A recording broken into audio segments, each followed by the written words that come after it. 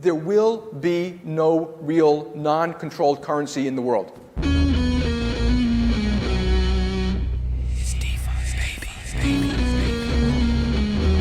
coming for you, banks. Listening to different podcasts, like in a whole different reality, which they think completely different things about Bitcoin. They have got my money in their banking system. I should be able to access it, right?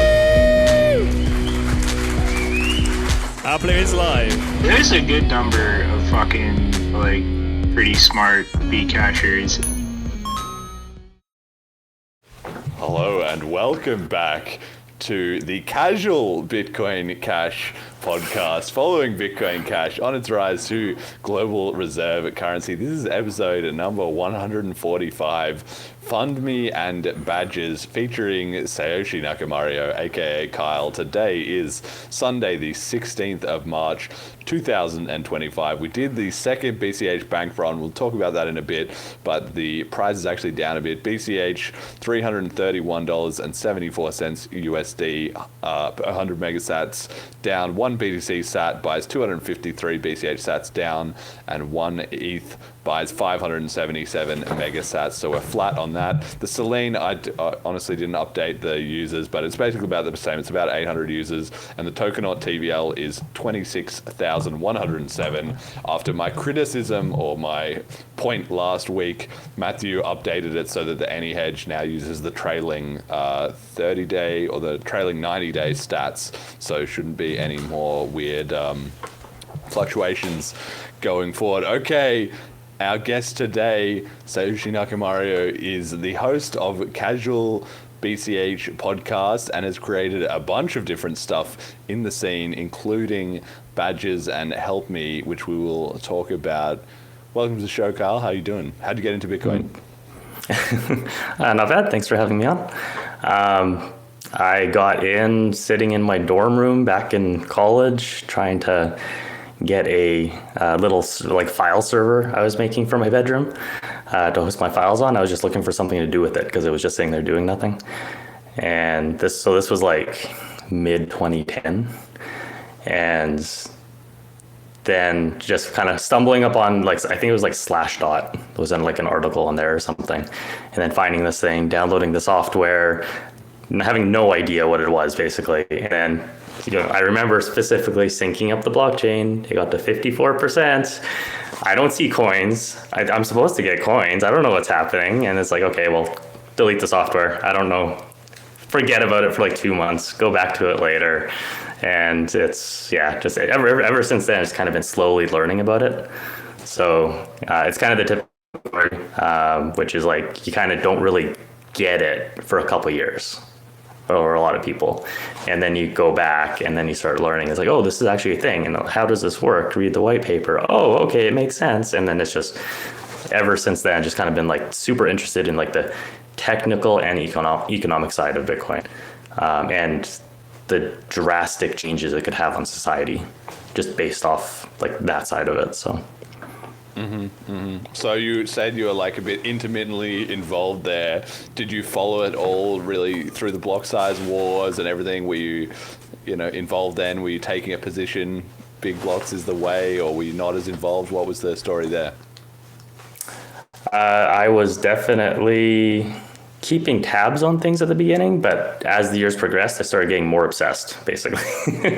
And I was I wasn't involved in the community besides lurking and making a couple random comments here and there, because to me it was very intimidating because I wasn't in coding at all, and most of the people in Bitcoin then were coders or something related to that, and this is a very big thing, and I was just intimidated by it, so I just kind of watched and learned. But as it got to 2016 and started heating up, I definitely started getting more involved, and I started posting a massive amount. Which is kind of funny because I am fairly positive you and I interacted on Reddit quite a bit because you were very active. Oh yeah. So just, the same name? Interesting. Nakamario? No, different name. Okay, all right. The secret identity, yeah, it's possible. It's probable, actually, yeah. Well, because you were a Shibanator, right? Yeah, I posted tons. In fact, we've got the 150th episode going to be coming up soon, right? And I have somebody dug up an archive of like the posts, a lot of my posts before they were all sort of censored and deleted and so forth, right? So I need to go back and double check that. But I think it might be kind of cool if we did an episode where we looked at because I remember making posts that would be like, in 10 years this is how it'll be, or like that kind of stuff. And I wonder if it would hold up today, or sort of my explanations of how Bitcoin is and was and everything. I honestly think if people listen to that, they would find a lot in common. They would be like, "Wait, he's saying the same stuff today that he basically was." Exactly. Yeah. I've been like a broken record the entire time, just constantly. Like, you have to increase the block size. It's the only way it works. Like, the system has to scale. You need people to use it. That's why people get into it, because it's a cheap service that does what you want. It just makes sense. So once the block size war hit in 2017.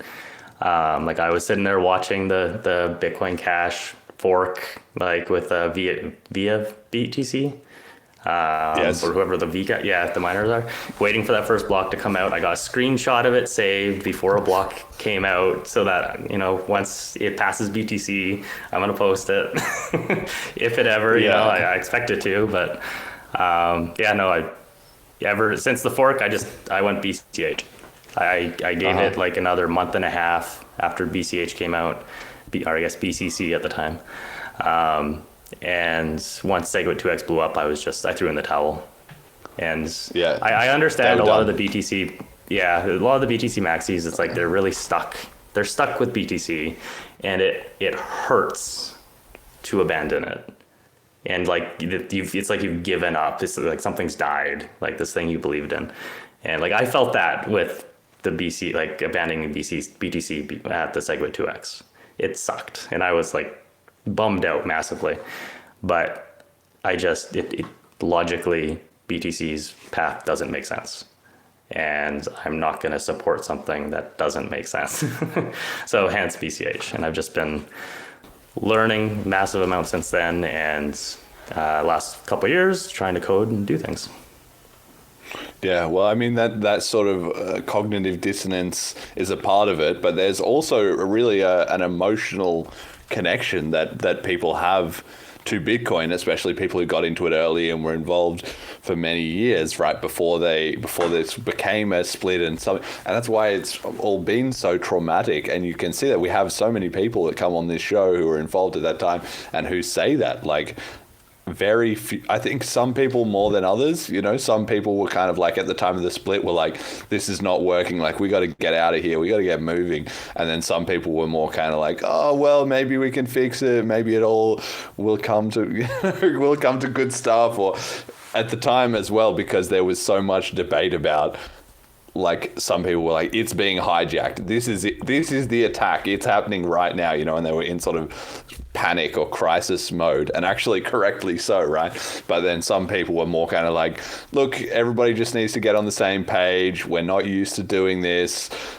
things will work out for the better, cooler heads will prevail, maybe we just need to have the right conference or get the right people in the same room, or whatever, right? So I mean, I probably was more on the side of feeling like we're under attack, just because of that the censorship on the Reddit was just so insane. I was like, this is absolutely crazy. This makes no sense. And now I completely understand it. Right now, I'm just like, okay, well, we had that, and then later on we had coronavirus, and the government has been way ahead of the game on censoring social media and shutting down everyone and so forth. But at the time, I was like, couldn't handle it. I was like, I've never seen anything like this. I've never even heard of anything like this. It doesn't even make sense at all.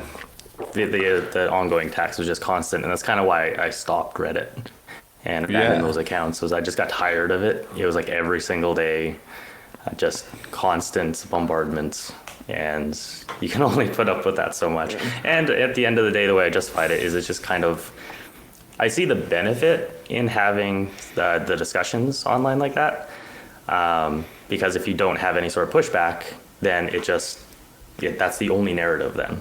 So having pushback is good. But I think, like, I was one of the people that was doing the pushing in the early days and constantly replying to things nonstop and making gigantic paragraphs.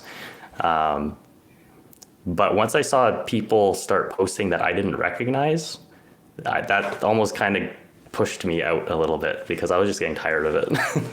And it's much easier to, or it's much more worth your time to actually build things and do things versus just post on social media. So that's kind of where I felt like my effort would be better spent anyways. To follow up though, it's like, so I kind of missed the train at the beginning of BTC, of Bitcoin. And then I kind of missed it when Ethereum came out because I didn't jump into Ethereum. Because this is a random new thing. I don't know about it. It seems complicated. Again, I'm not a coder at all, so... It did seem like a total scam at the time, by the way. This is something that people need to understand. Like, this is like back in the day, you had Bitcoin, right? You had a whole bunch of these small, tiny coins that nobody had ever heard of. And then Vitalik, who nobody knew anything about, and like a couple of guys were like, we're going to make this foundation for our new coin that we've pre-mined, whatever it was, 30% of. Everybody was like, this is a fucking scam. Like, that is about as scammy as you could get. That was part of the reason I was like hesitant about it, because they had all these pre-mined coins. So I didn't delve into it very much, didn't understand it. I mean, nothing existed. Like, it was the first for like smart contracts and stuff. So, and those didn't get rolling right away. So like, I feel like I missed that train, which is why I'm so bullish on BCH now. Even being in like the position we're at, lower on the market compared, like, relatively, but just because of like the smart contract capability with cash tokens and everything, like it's just everything seems possible now. It seems like a new version of Ethereum that's coming out, and people haven't grasped what it can do because it's UTXO and it has low fees and it can scale. Like, this is kind of that first instance of it in the network, and just I'm not missing the train. I am not missing it this time. I'm going all in. So yes, yeah, well, and I feel the same way, right? That's why it's so ironic, you know, sometimes things happen for a reason, right? Like the same way as you, like, okay, I dumped all my BTC at the split because I was like, there's no way people can't figure this out. But then between the fact that the hijacking was incredibly effective and the fact that some of the guys on the other side, they just didn't get it, and they still don't. That's what's like shocking to me. You know, this has really taught me a life lesson, right? Because like someone like Bitcoin Mechanic, for instance, he sits on podcasts with other guys, you know, from the BTC side, and they talk through exactly like we do. Oh, we were at that point in time, and then the evil big blockers arrived and tried to hijack our project from us, and la-di-la-di-la, you know. And it's like they still, even with the benefit of hindsight, even though it's so obvious, even though he himself will say BTC is going in the wrong direction, people are, you know, co-opting it, and we've lost sight of a lot of our original principles, and you can't really use it as a medium of exchange, even though that's important. And all these points that he'll make, he will still say, yeah, but it's BTC and BTC only, and if you try and, you know, BCH is like this laughable alternative. He doesn't really see any merit in it. He's still Roger Vere's a total scammer, like all this stuff that it's kind of like strange to think in hindsight, you know, this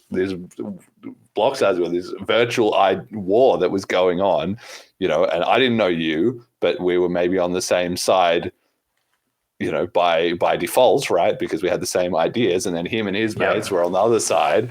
And then it's like the balance was essentially tipped by the censorship and hijacking, or at least that's the way it certainly feels to us. And the funny thing is that then they don't even necessarily recognize that much, you know. Like, I have heard mechanics say recently, he's more recently, I don't know, in the last year or something, he said, like, you know, I think I kind of undervalued how the big blockers felt with all the censorship and et cetera, et cetera. So in hindsight, but even those many years of hindsight, he was able to give that a little bit of credence, but you can't kind of see it, you know, in retrospect, right? Like, the damage is done. You can't change it. You can't change it now. So I think it's just fascinating that we've now come to this point in history where I'm more aware of a lot of them, and they're possibly more aware of me, and like of you, and all this, you know, stuff has all played out from this kind of strange conflict that we all had anonymously online. 10 years ago, right? But I think it's kind of go on. I was just gonna say a lot of the especially early BCHers are from those early days, and we were used to people, pointing and screaming and laughing, Bitcoin, what's this thing? It's a scam. It's never gonna work. You can't accept it anywhere back in 2012, 13, 14. So we're used to the negativity in that side. So it's when they do that to BCH, it's like whatever. We're used to that. Yeah, but that's why keep doing our thing. But exactly. Good. Well, I feel like we've got the re-roll. That's kind of the irony of this whole situation is that the big block is lost, but we learned all the lessons that we needed to learn so that this time we're not going to fuck it up. Whereas it's kind of like being a spoiled kid or something. On the other side, they won, quote unquote, and it's kind of like, well, they lost the soul, but they got the body, they got the ticker, they got the price pumps and all this, they got all the media hype and everything like that. And so they didn't have to face the realities of government interference and all that stuff. And it just kind of worked out for them. A lot of them made a lot of money, a lot more money, basically, right? And so I feel like that's why they still don't get it, because it's kind of, just one of those things. Like in the long arc of history, I think it's going to be considered to have been much better to have lost initially, but learned the lessons and then rebuilt. And like you say, a lot of the BCH community, especially, initially and even today, is from those early experiences, right? So we now have been able to create a culture protecting ourselves from any of that bullcrap that came in the first time, and I feel like in 5 years' time, as BCH is really just like taking off, that will be studied, and in hindsight, everyone will be like, wow, that is crazy, because we couldn't have done it any other way. Like there's no way you and I would have figured out all the stuff we know now without having been through what we went through, right? Yeah.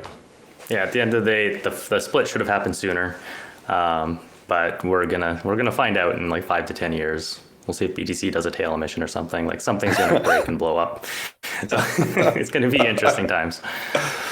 Yeah. In the meantime, I'm building on BCH. So. Yeah, well, I mean that comes full circle to what you started with. Then there is that ultimately building is how we win, right? Like talking is important because you can not necessarily convince people. Like, obviously I'm of the opinion very few people are ever convinced by talking, whether it's online or in person or whatever. Like Ryan Given says, people don't change their mind, they just die, right? But what is important is that you're representing your side of the argument for all the outside people to at least understand, okay, there are multiple points of view, and then some of them will agree with you and join on your side when they first have to make the decision, right? And then ultimately, it's not the arguments that win so much, it's the apps and it's the results. And that's why BCH has had such a hard time with the price, because that's one simple, easy number that you can put into a chart and just say, look, we won, right? And that's what they've been doing for years and years and years. And that effectiveness is now basically finished because the BCH community have even stopped. It's like that's not even any kind of an argument, especially when the price it's been at the last few years. People are not like bleeding away their money. That maybe they're not making millions, but they're doing fine. And so then, it's like once that is no longer effective, then it comes down to, well, actually our apps are better than yours. Our coin actually works as P2P cash. And that's become pretty undisputed. Like, I don't feel like I see that anywhere. I don't know whether I've just muted everyone who would argue with me, but you don't, like 3 years ago, probably, you would see that all the time. Oh, BCH sucks. Bigger blocks don't work. What if they don't raise the block size again? There's just not enough transaction demand. This won't work. Yada, yada, yada. The Lightning Network's going to fix everything. El Salvador, look, it's popping off. It's all working. That's all gone. Nobody even bothers to make any of those arguments anymore. I don't see it. Yeah, there's a little bit floating around that I see still, not much, but there's definitely been a social shift, especially on like the Twitter sphere. But like the BCH today is not the same beast it was even like 3 years ago, 4 years ago. Like what it can do now and the things that are starting to come out and like the businesses that are now starting to pop up and get funding, it's like, so like you take even like 3 years ago, the BTC maxis and stuff pointing at it, or anybody else that may have left Bitcoin, they think they know what BCH is in their mind, and they have this idea. And even then, it was probably wrong. There's probably been a bunch of upgrades that have BCH over time that is drastically different than what they remember. But now you advance to today, and it is like a totally different beast. It can do so much more. So this is part of the reason I'm so bullish on it. Yeah, and I mean, that's not surprising to me because I was so in the weeds and because I could already see those things happening. You know, I could already see, okay, the BCH community has come, like when I started the show in January 2021, I could already see, okay, the BCH community has figured out this chip process. They've got rid of Amori and BCH8. They've got rid of Craig Wright. They already had the native introspection upgrades. Jason Dreisner was talking about cash tokens. Like there'd been some initial, it was very, very early at that, very scrappy. Like he was literally just publishing those ideas. But I was like, okay, this sounds good to me. They had cash fusion. What we didn't have, what we did have was SLP tokens that I've said it before on the show. That's the one thing that I was like, that's bullshit. Like we definitely, SLP sucks. I like tokens, but not SLP tokens. And then I was also kind of like, I don't know that the green had really taken over as much at that point with the green BCH. And so when I created the show, I was like, okay, we just got to, everything's got to be green. At that time, it was still some green, some orange with the wings, and I was just like, this is not contrasting enough. Needs to be green. Needs to be, you know, V2 rather than V1.1. Stand out more. Yeah, and I think that, well, it's been super successful. Now, I don't think anybody would want to change it back. And it's what you said about the emotional pain. Like, initially, when I saw the green logos, I thought, no, Bitcoin is orange. Like, in my mind, that's just how it was. Bitcoin is orange. It's such a standout, unique color. I was used to being excited to, you know, when you were out and about, you saw, wow, a Bitcoin thing, and it was the orange. But now I like the green more. You know, it's like, yeah, exactly. It even makes more sense, or at least it feels like it does now. So it's like you can learn to love anything. I feel like probably, but I do genuinely think it's better because it's better in psychology. Green is when the number is going up on the chart. Ironically, it goes green. Everyone in the world has a positive association with green. It's associated with nature and environment, which now, like environmental FUD, has mostly stopped, but still just kind of has that psychologically to people, right? And it's even it's just the tilt of the B. I love that. Exactly. Ours is looking up. Yeah, theirs is looking down. Like they fucked it up. We're looking up. Exactly. Forward thinking and positive. So like you said, I mean, the change has been huge in the last 3 or 4 years. Do you want to dive into that a little bit more? Like specifically, is it just the yearly upgrades, or you think it's more than that? I mean, from my view, I'm looking at more from like the code side and the capability. So probably the upgrades have had the biggest impact. I mean, there's been a shift with the community itself, just like organizing and like the ship process and pushing forward, which also is related to the upgrades. But I think kind of the original mission of Bitcoin is there's been just like a core group of people, even outside devs, that just follow it, that's what they're pushing. And I feel like that group stayed, you know, together and has been slowly growing over time. So it's more and more people are starting to slowly come in. So, but for me, it's mostly the upgrades and the utility, since I kind of switched over more from the social over to I mean, I still do a couple pokes and prods here and there, but I'm trying to stay on the building side. So for me, it was starting with HelpMe and just trying to learn how to do a basic website, and then going to learning more Solidity, and then over to cash tokens. Okay, so walk me through that. Start me off in the journey with HelpMe.cash. At a certain point, you think, I've got to stop arguing with these Redditors, half of whom are saboteurs or whatever, and half of whom are, you know, people are never going to get it. I got to make something instead. What was that like? It was very simple. So my coding background was like almost nil, just like some very basic scripting stuff, like go-tos and very simple. So I just did like a website, like drag and drop thing for HelpMe originally. So think like Squarespace or Namecheap's builder, cPanel builder. And it was for Smart BCH at the time because that was a thing. And just nothing existed for Smart BCH for like ecosystem stuff, for like just links to the dexes and random things like that. So that's all it was, which is very simple. Can I do this? Yes, I probably can. So let's try it. And so I did it. And then from there it was, okay, let's do the next, try to do a real project. Let's try to do learn Solidity. And because Smart BCH was EVM. And I went to a bunch of different tutorials and started learning, and just over a couple months kind of figured it out a little bit, and then just started playing and experimenting, and made a project that was gigantic and I shouldn't have done it. And there was so much feature creep and I made like all my mistakes there, but it was a really good learning process. And in the end it did work. And then I had to take it all and put it in the garbage because I decided not to stick with EVM because cash tokens was a thing that had just come out. So I got it onto it later than you did. So I didn't really follow it very much. But once cash tokens was actually like, oh, we're going to add it in the next upgrade, that's when I started looking at it and being like, okay, do I go EVM or do I wait for this thing and try to figure it out? Because at that time, it's like, we don't have cash tokens yet. And a lot of the BCH programming, Bitcoin script stuff is all opcodes.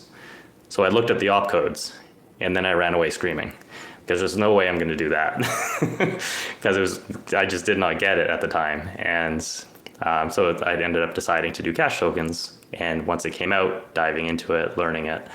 And then BLISS was happening in the future. So I was like, well, let's try to do something for that. And so I made FundMe. And I couldn't get it to work. So I stopped making it, put it on the shelf, and then I made badgers. So I had something to show at BLISS. And that's how it came about and got announced. So badgers is just a time locking BCH, and you get a token back, a cash token back for it. And then FundMe is BCH crowdfunding. So like Flipstarter, but on chain. Yeah, so let's talk a little bit about badges now. I personally am a very big fan of badges, as I think you know, because it's essentially giving a sort of proof of HODL reward, right? You lock one BCH for one block and you get one badger, but obviously you can do it in any amount of blocks and you can do it with less. So you can lock 0.1 BCH for 10 blocks. It would be the same as locking one BCH for one block, right? So this is just a simple like system, but people are motivated by psychology more than by sort of rationalism or whatever. So it actually feels amazing to get a reward for doing that. So I immediately went on. You showed me at BLISS. That was like with a very early version of Cash and Eyes. I think I had to use it on my laptop. I couldn't even use it on my phone, right? And I locked some badger in there, and I was like, "This is great. I love it," right? Because there's also been these kind of proof of HODL things happening with HODL Locker on the BSV side, right? And I was like, that's actually a good idea. I don't think they're doing it quite right, but that's a good idea. And so badges has actually been quite popular, even if the badger coins don't have any value, which they actually do. But even if they didn't, people it's fun to try it out. And it just goes to show like the power of cash tokens combined with some decent psychological incentives, right? So now Badges has over 150 BCH TVL, which is like the fifth or sixth biggest app on BCH, and you've barely changed it like since that first release. Honestly, I wish you would do more work on it, but you're so busy with everything else, you know? Yeah, it blows my mind that it's like got that popular. So we're releasing these things. It's like you're dealing with people's money. So like, am I gonna fuck it up?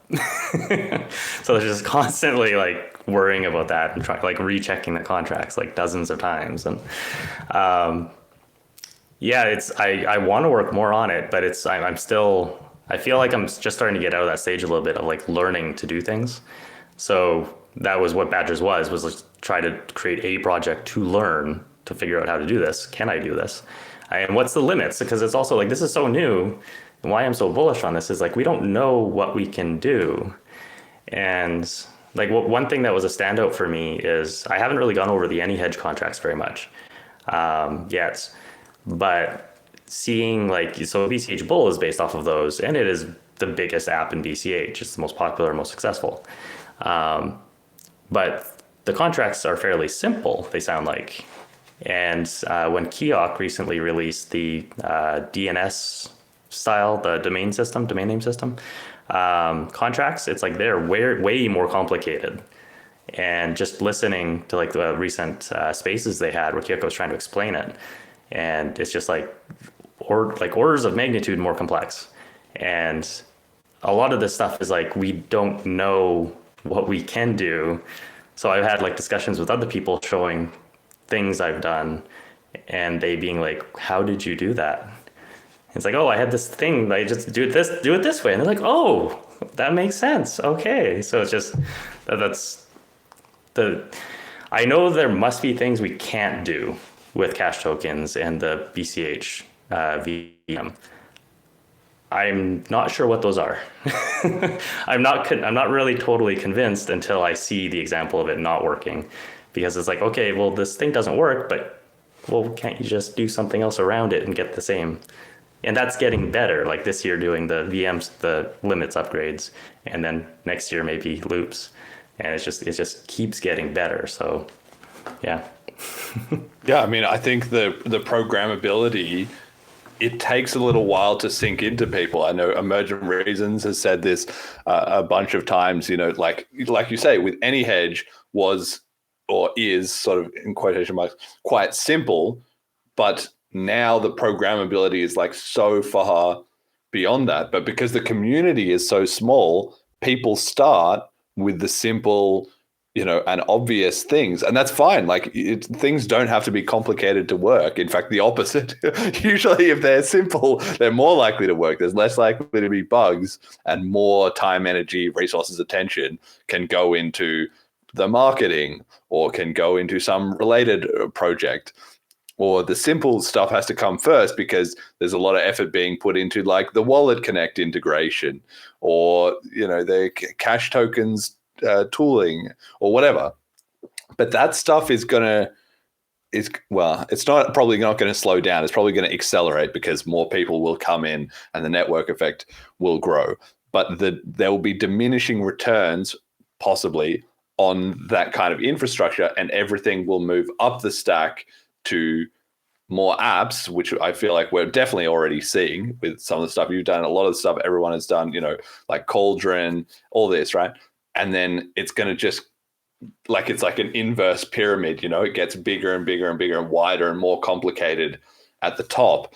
And you have a couple people trailblazing it, like this Bitcan DNS system. I haven't had the time yet to sit down and look into it all, but the fact that more complicated apps are starting to be pushed at the frontier is a sign that the basic stuff is like working and working well. And we'll have a lot more of that basic stuff come in time, but what the designs now are going up a level, and then there'll be designs after that, and after that, and that's just the process of innovation. But it comes from getting the protocol upgrades right, and that takes years basically. So that's where I feel like we're heavily on the right track, you know, and that maybe after 2025, 2026, 2027, we're not going to need too many, or it feels like all the action will be not at the protocol level, or there'll be some other focus, you know. It won't be programmability, right? It'll be speed, or it'll be scalability, or quantum resistance. I don't know. Any thoughts on that? Yeah, no, I agree. I think once the biggest thing is going to be the loops and stuff related to that around that upgrade. It's like we can already do a massive amount of stuff, and it's at the point where it's like, if you give me an idea, I feel like I could probably fit it in somehow, even without the VM limits. Like there's some things that you can make it work, it's just way more complicated. But so the VM limits just makes that easier. So it's not necessarily adding a lot of new utility. I guess it depends what you're talking about. This can slide down really fast, but I totally agree in that sense. To answer the actual questions on the slide, I guess, is there any use for badgers in the future? I want to work on it. I want to add it into games and do stuff like that. And I have like some skeletons made already, but there's always more important feeling things for me to focus on. And there's so many things that need to get built and done, and business ideas, and it's just a matter of time. So it's just trying to pick the ones I feel would be the most important, which is kind of like badgers was just me learning the initial. FundMe was kind of like I wanted to, like, the ecosystem needs it. Like Flipstarter is good. It's good that we have it, but having an on-chain one would be better because it could have a lot more utility added into it, more than it has now. So like expanding FundMe is also something that I'm looking to do. Yeah, we'll get onto FundMe in a second, but just firstly, tell me a bit more with the badges, right? So for people who don't know, actually, the inspiration, I guess, for the design and everything, badges, it comes from this meme. Bitcoin is the honey badger of money, right? And honey badgers are these like small animals that just do not give a shit about it. There's so many great YouTube videos of like honey badger versus 2 lions or something, and the lions are like 10x bigger, and the honey badger has them backing off because it's so aggressive and so unwilling to be sort of psychologically defeated. So the Bitcoin community originally was like, Bitcoin is the honey badger of money, and that meme is still much more prevalent on the BTC side than on the BCH side, but it's still there a bit. Like it's in the podcast intro, for instance. There's a slide about Bitcoin is the honey badger of money on a sign. So was that also part of your inspiration? Because I feel like these early apps have to add a lot to the sort of the culture and the design side as much as the programming side, because okay, if we've got the best engineering tools, nobody cares. That's not going to move the needle at all. You need to have it in an attractive, interesting presentation to get outside interest, even from other engineers. Even engineers who can appreciate all the, bits and bobs still like it to look nice and be, oh, what's this? Check that out, right? So how did you come up with the inspiration for the look here?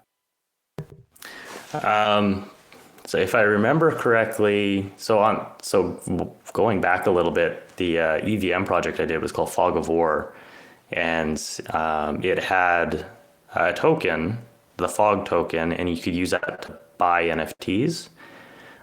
So I wanted to kind of like replicate the stuff I was doing on EVM on cash tokens, but I wanted to take it a step farther and see if I could like make it do something. So I decided I would try to make a token that I would give to people somehow, and use it as a discount to NFT, which is what badgers can be used for right now. And so I decided first I was going to do an NFT, like a typical 10,000 series NFT, because that's everywhere in EVM world. So let's try doing that on cash tokens. So I decided Badger because of the Bitcoin meme. I remember that old Bitcoin meme, and just it seemed like a natural NFT for BCH, so why not go for that?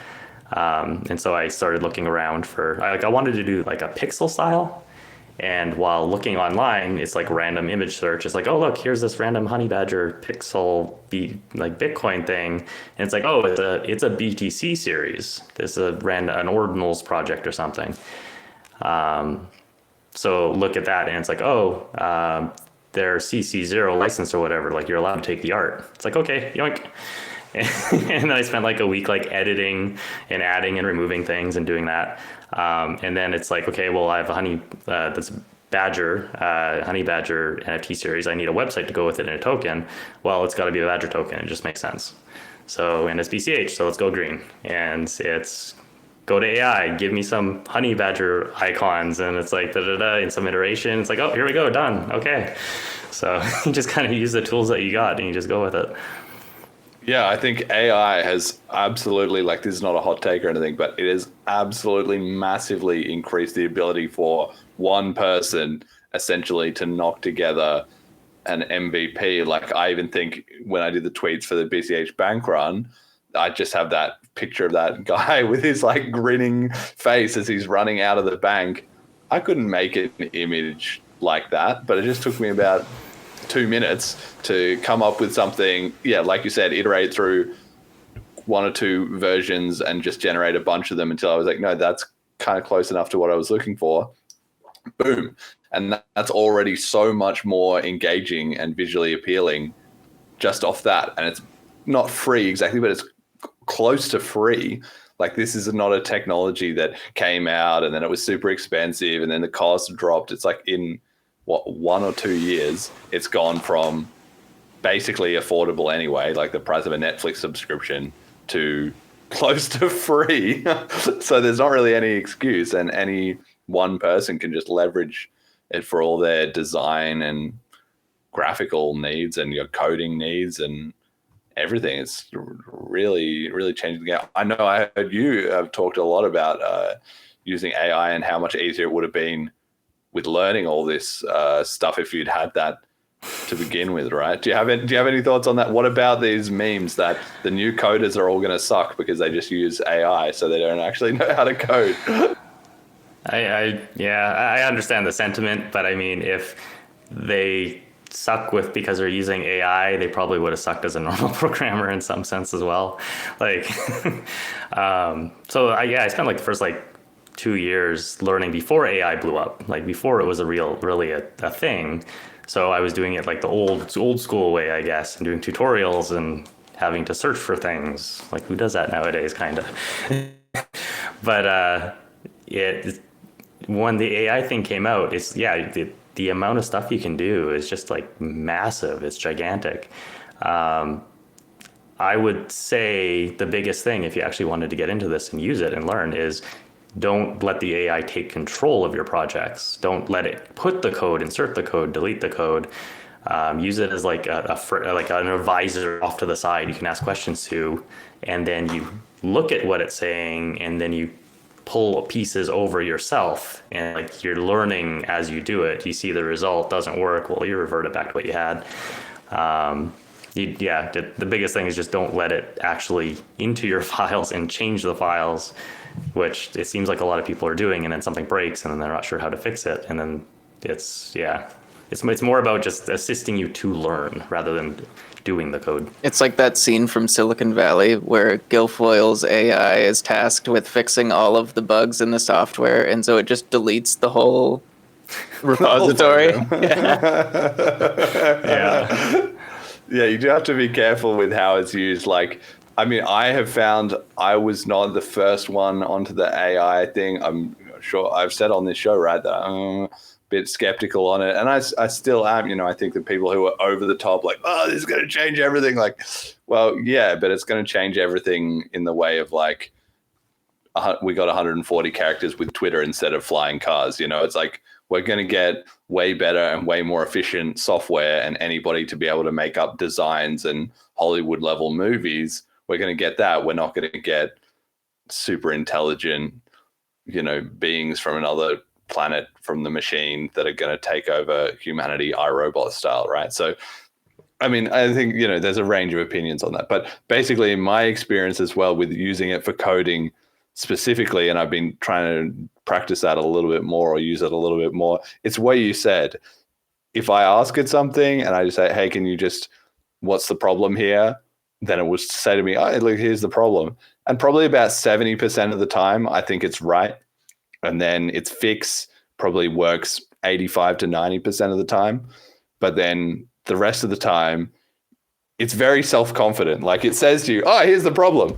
And you're like, no, that's not it. But I know that that's not it. And I say, okay, that's not it. And then it says, well, maybe it's this. And then sometimes it gets right, sometimes it's not. But if you don't have the background knowledge and stuff, if you just accept whatever the AI says every time, when it gets it wrong, you go from very quickly from like, okay, it's all working to like, wow, I've just added in like 5 bugs because I just ported in a bunch of code. Now it's all screwed. Yeah.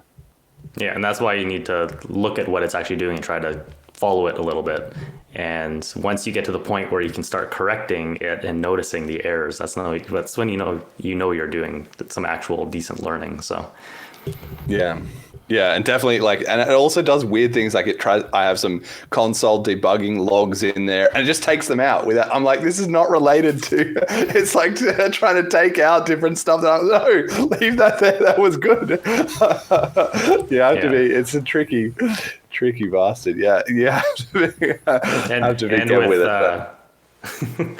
And with cash tokens, like it's not fully in the loop yet with cash tokens and BCH. So you got to distrust it even more. But like AI is going to it's already impacting like developer jobs. Like there's fewer developers being hired because the existing ones can be more productive and stuff like that.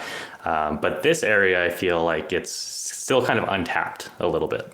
So it's a little, I don't know for how long, but I could say it's a little bit safer as like a career area, I guess.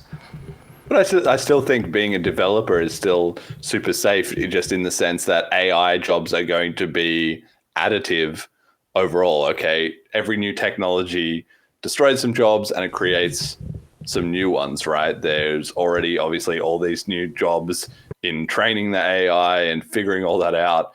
And even if the existing developers get more efficient, that just means that people can do more projects. Basically, maybe we'll just see a change in the size of engineering teams will shrink on average, right? So maybe it's more common to have teams of 2 to 5 engineers than it is now, which is already not uncommon. Like to say, like small engineering teams are already all over the place, but maybe AI will just push that average closer to that smaller end of the spectrum, and you'll just have more people, I don't know, in another part of the company or doing a different company. Maybe we'll be able to do more products and services faster. Like I'm not really too worried that, oh no, everything's going to be replaced by AI, influencing. It's going to free up more people to come pick up the diamonds that are just scattered around on BCH land waiting for somebody to pick them up. Exactly. There's so much opportunity there. That's literally all we need is more and more people. I mean, on that topic, do you think it's working? Like you said before, you feel like, okay, the small hardcore persisted through the split, persisted through 2 more splits, kept the lights on, the community turned the corner, now it started growing. Is that going to be slowly then suddenly, or how are we looking with the growth, especially this last 1 year compared to the years before? Are you noticing it? What's the deal? I mean, I think it just comes down to the utility that's available. So I feel like since last BLISS, it's kind of been, people have been cooking and some little things have been starting to come out. And I'm hoping that there's going to be a number of announcements at BLISS of major projects. I expect hopefully. So, yes.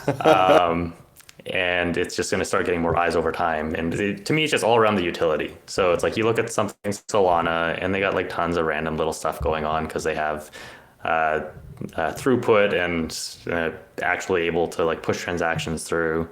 And it's just, you need a couple of those things. And I think you said this a bunch. You just need one of those like hit apps, viral apps, and then all of a sudden things will start picking up. So I think we're in the stage of the apps are just starting to be cooked up and hopefully released, or maybe over the next year, we might get a lot more utility.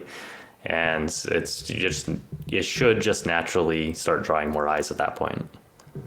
I mean, I feel like it is. I've said before on the show, and I'm always keeping an eye on it. I can tell because I notice people who are like not regular contributors isn't quite the right word, right? But if you're in a Telegram channel and you see someone join and it's a spam bot and they make some comment and they get banned, okay, that's nothing. But if you see somebody who joins and who says, hey guys, I'm kind of new to BCH, but I've been playing around with it. I just have a quick question about this one thing. Somebody answers them, they write back, they get an answer, they think, oh, okay, cool, thanks guys.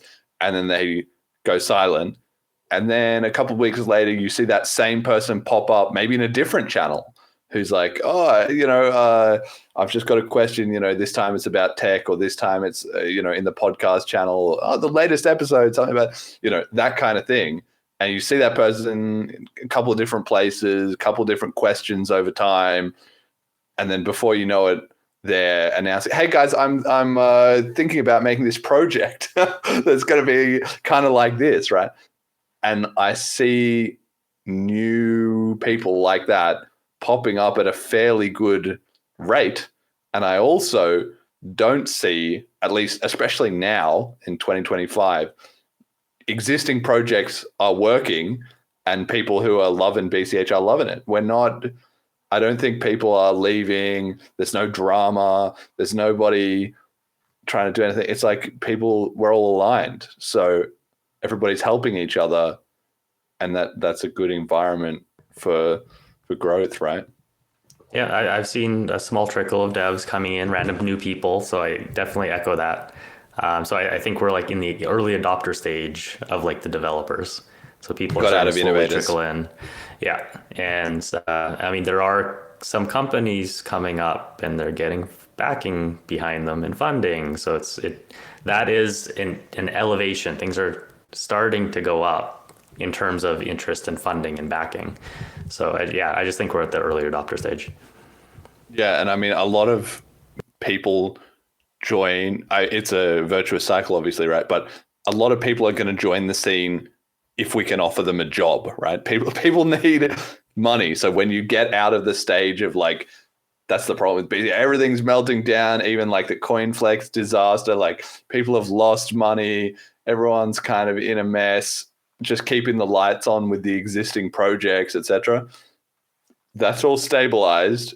And then as long as things are still going well, before you know it, people have a little extra cash. And then they're like, well, maybe we can pay for some advertising. And suddenly that brings in a few new people. Or maybe we have a job that we've got to hire. So we just quietly hired somebody who probably was already kind of in the scene. But now that person is working full-time on BCH. And then things go a little bit better. And then you have a little bit more money. Like, that's the fastest way to convince somebody. Nobody's going to say, oh, I hate BCH so much that I don't want a job. Like, people who need jobs, they need jobs. they will take, are you going to pay me? Yes. Okay. I'm on board. Bam.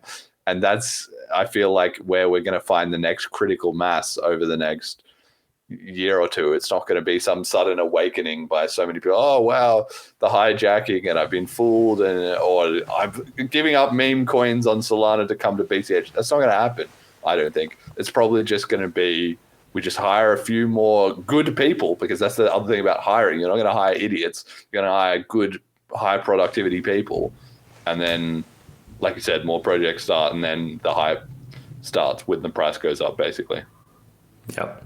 That's basically what my thing is. I'm trying to make it a job, trying to make income off of it. So that's why there's a fee in FundMe, to try and make it sustainable for me. So just to keep building, keep going. So. Yeah, so talk to me about that. Okay, so we've talked about badges. We've got FundMe, right? So yeah, for people who don't know, it's a site you can go to, FundMe.cash, and it's fundraising for BCH projects. Now, before we had Flipstarter, and we still have Flipstarter. People still actually do Flipstarters. It's not like FundMe has just entirely replaced it, because they both have their pros and cons. Although given time to develop, I think FundMe could entirely replace Flipstarter, but it's newer and it's just you working on it. So it hasn't quite got there yet, right?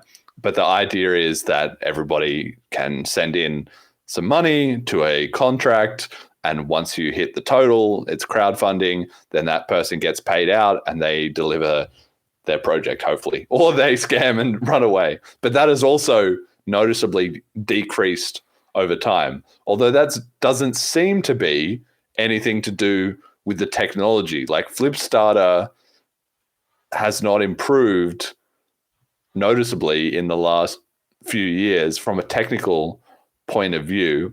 Like, the UIs haven't got better. There wasn't any real changes made there, but the community just got smarter about demanding better accountability from people that it was going to give money to. And that seems to have transferred over to FundMe. So for some numbers, FundMe has had 255 BCH raised in 16 campaigns.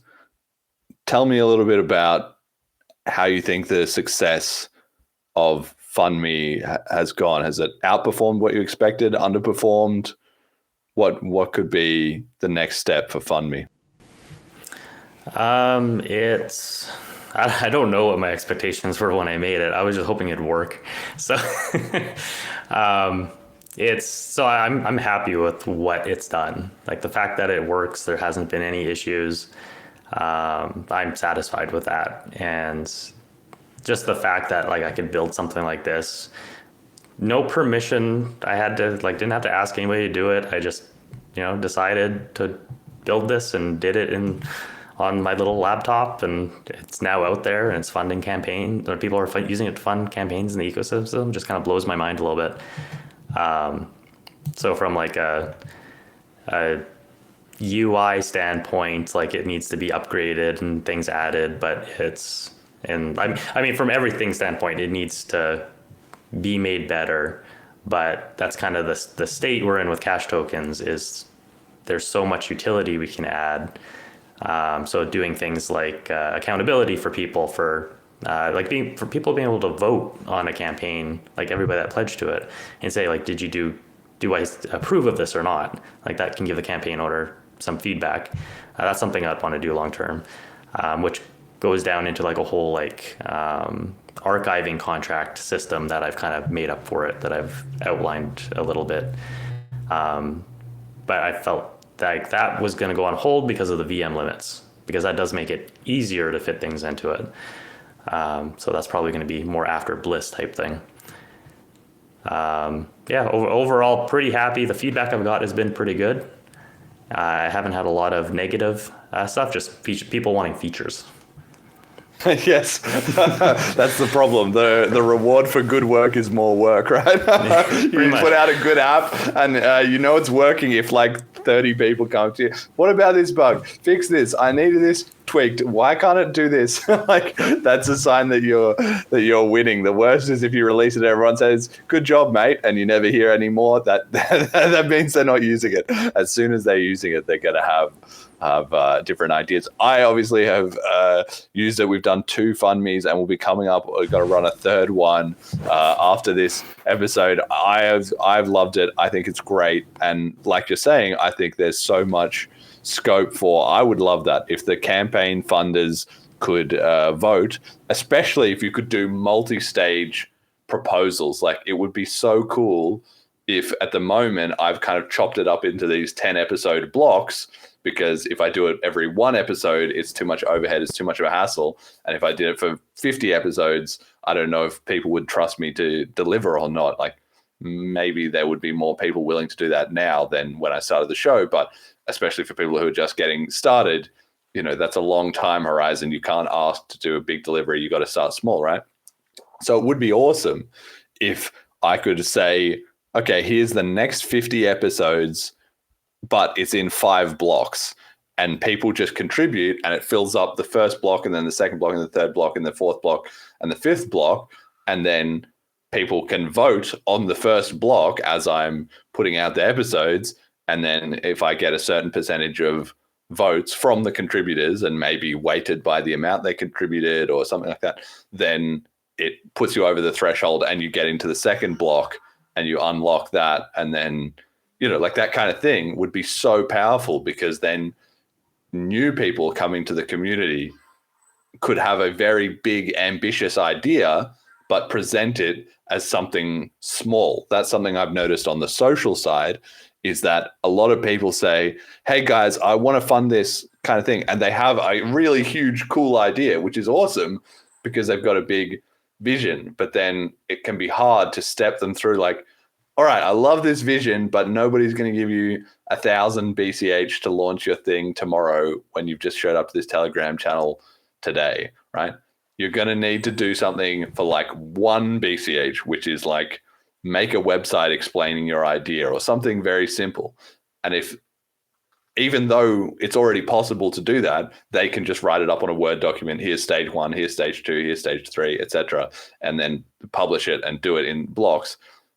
That's just still too, it's too complicated. We need to lower that barrier of entry. If it was just all on one form that you could be like stage 1, stage 2, stage 3, it would help people get into that mindset. And I think it would also be motivating for new contributors to see existing people like maybe like my show or like the BCH Foundation or something who had these huge goals and see like, oh, ding, they'd already checked off a few of the boxes and they'd escalated up the tiers. I think then people would say like, wow, you really can make it work. You just have to do the work and you have to present it in ways that the community can build trust with you as you deliver over time, right? I just think that would be absolutely huge. So I don't know how long until we get that feature. I'll see if I can fit in tomorrow, No, that's kind of like entirely one of the thought processes we went through trying to think about like how we could upgrade it. We being me and my wife. And another one that I think I was the one I actually started like wireframing out how contracts would work was just being able to do a campaign and kind of so right now it's like you say what you want and then technically you can have stretch goals and say like if I get 150% I'll do this, if I get 200% I'll do this, because it allows you to go over 100% in donations. But what we did before, the other thing we thought of was doing like modules. So it's like, there's these 10 things that I want to do in BCH, but they're all separate, or maybe 2 of them are linked or whatever, and these 3 are linked. But I'm just going to do like all of them. Here you go. Here's these 10 things. And people that donate can like pick what they want to donate to. And so it's like, I won't get funded unless like 4 modules get pledged up to full. And maybe it can go higher than that, but like it's those 4. So then people can actually pick what they want the money to go to.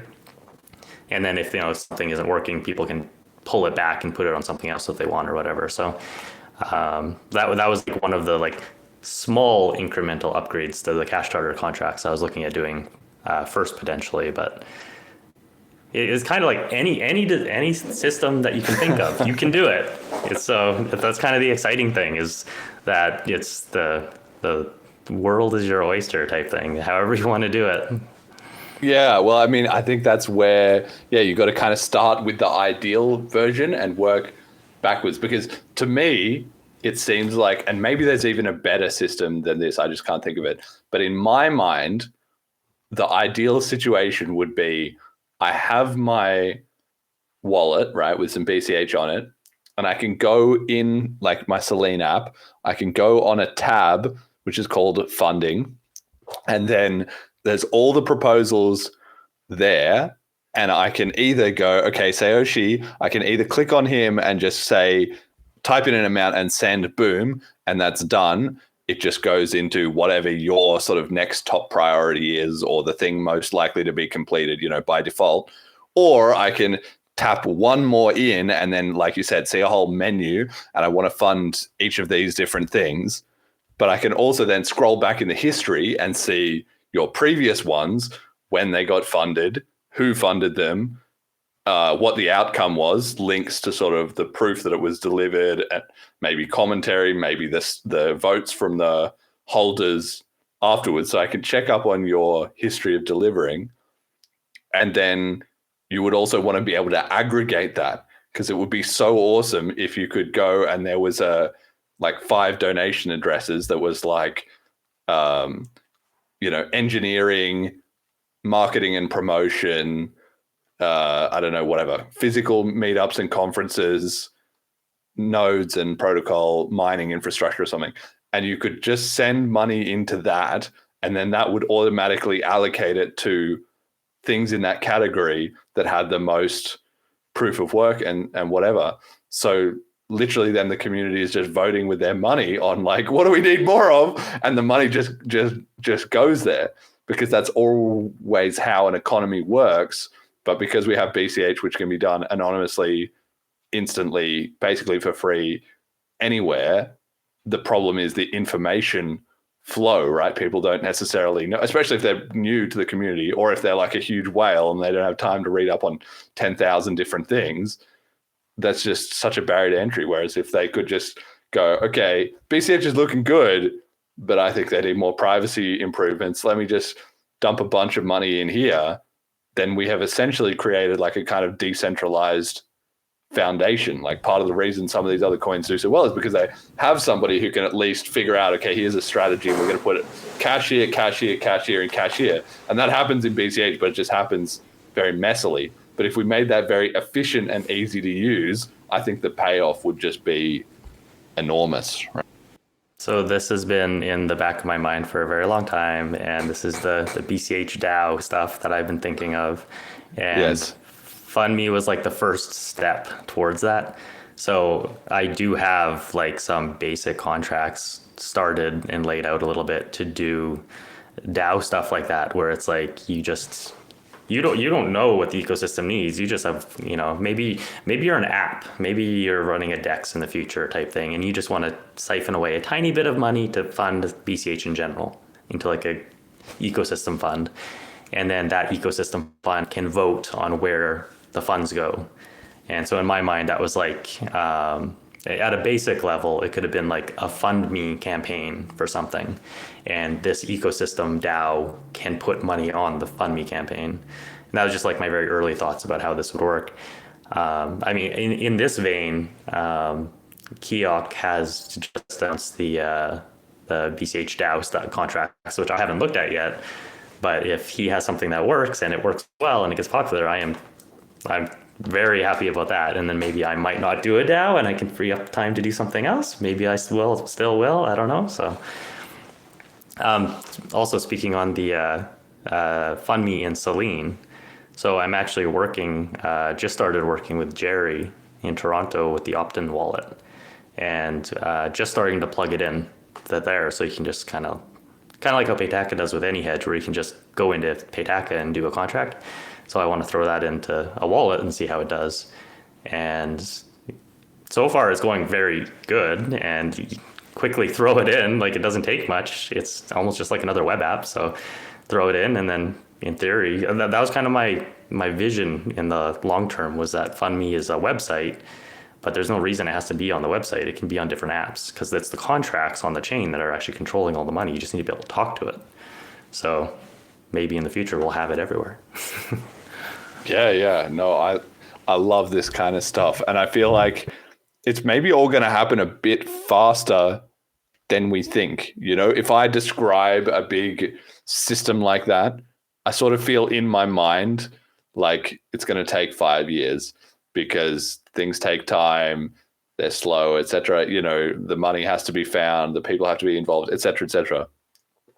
But you're already saying, no, we've already got FundMe. I'm already putting it into another wallet. The pieces can actually come together a lot faster than we think. Maybe we will have these kind of systems, because it's just hard for us to get our mind around now that the protocol stuff is actually all there. The limiting factor is number of devs and money more than it is anything else, right? So as those start to arrive, suddenly it's just going to be like, holy shit, because that's what I feel like is also going to impress people in other cryptocurrencies, is by the time they hear, oh, X, Y, and Z is hype on BCH, and they look into it, they will look into it expecting that to be the one thing. But then if there's 10 things like that, but they only find the other 9 after they look into the first one, that's where you're like, what's happening here? Because I feel the same happens on the content side, right? I make the podcast, somebody hears about the BCH podcast, somebody tells them, oh, Jeremy had some really good argument about this or that. They look into it. But then once they find out there's also Fiendish and Friends, and there's also the GP spaces, and there's also CasualBCH, that's when they're like, wait, I didn't know about any of this. It's a thing. How is BCH going off? Yeah. Yeah, I think it's going to just give it a little more time to cook, I think. But like the BCH thing, the little game that was released, like that could be thrown on a phone, like integrated in as well. And it's just everything's going to be like, so you could run Fifth of Gaming tournaments using BCH, and it's just everything starts linking together over time, and cash tokens and everything just makes it so much more integrated, because now you could in theory add like little trophies for things that maybe interact between apps and stuff like that. So as time progresses, I think it's just going to get more interesting. And The AFOG integration into a wallet is going to be crazy. I can't wait for that to happen. In fact, I've considered doing it in Selene. We even already have like some of the AFOG stuff. If you're on the, I don't know if you're on the latest version, but I think you might have to have the pre-release mode activated, and you can already see the upcoming AFOG tournaments in there. That's like the small hint that I'm like, oh, I really want to sit down with David and just do this, but we just haven't had the time to get through it all yet. No, you're right. It's all linking up, everything compounds on itself. So the apps compound with the apps, the money compounds with the money. The more money we make, the more money we will make, basically.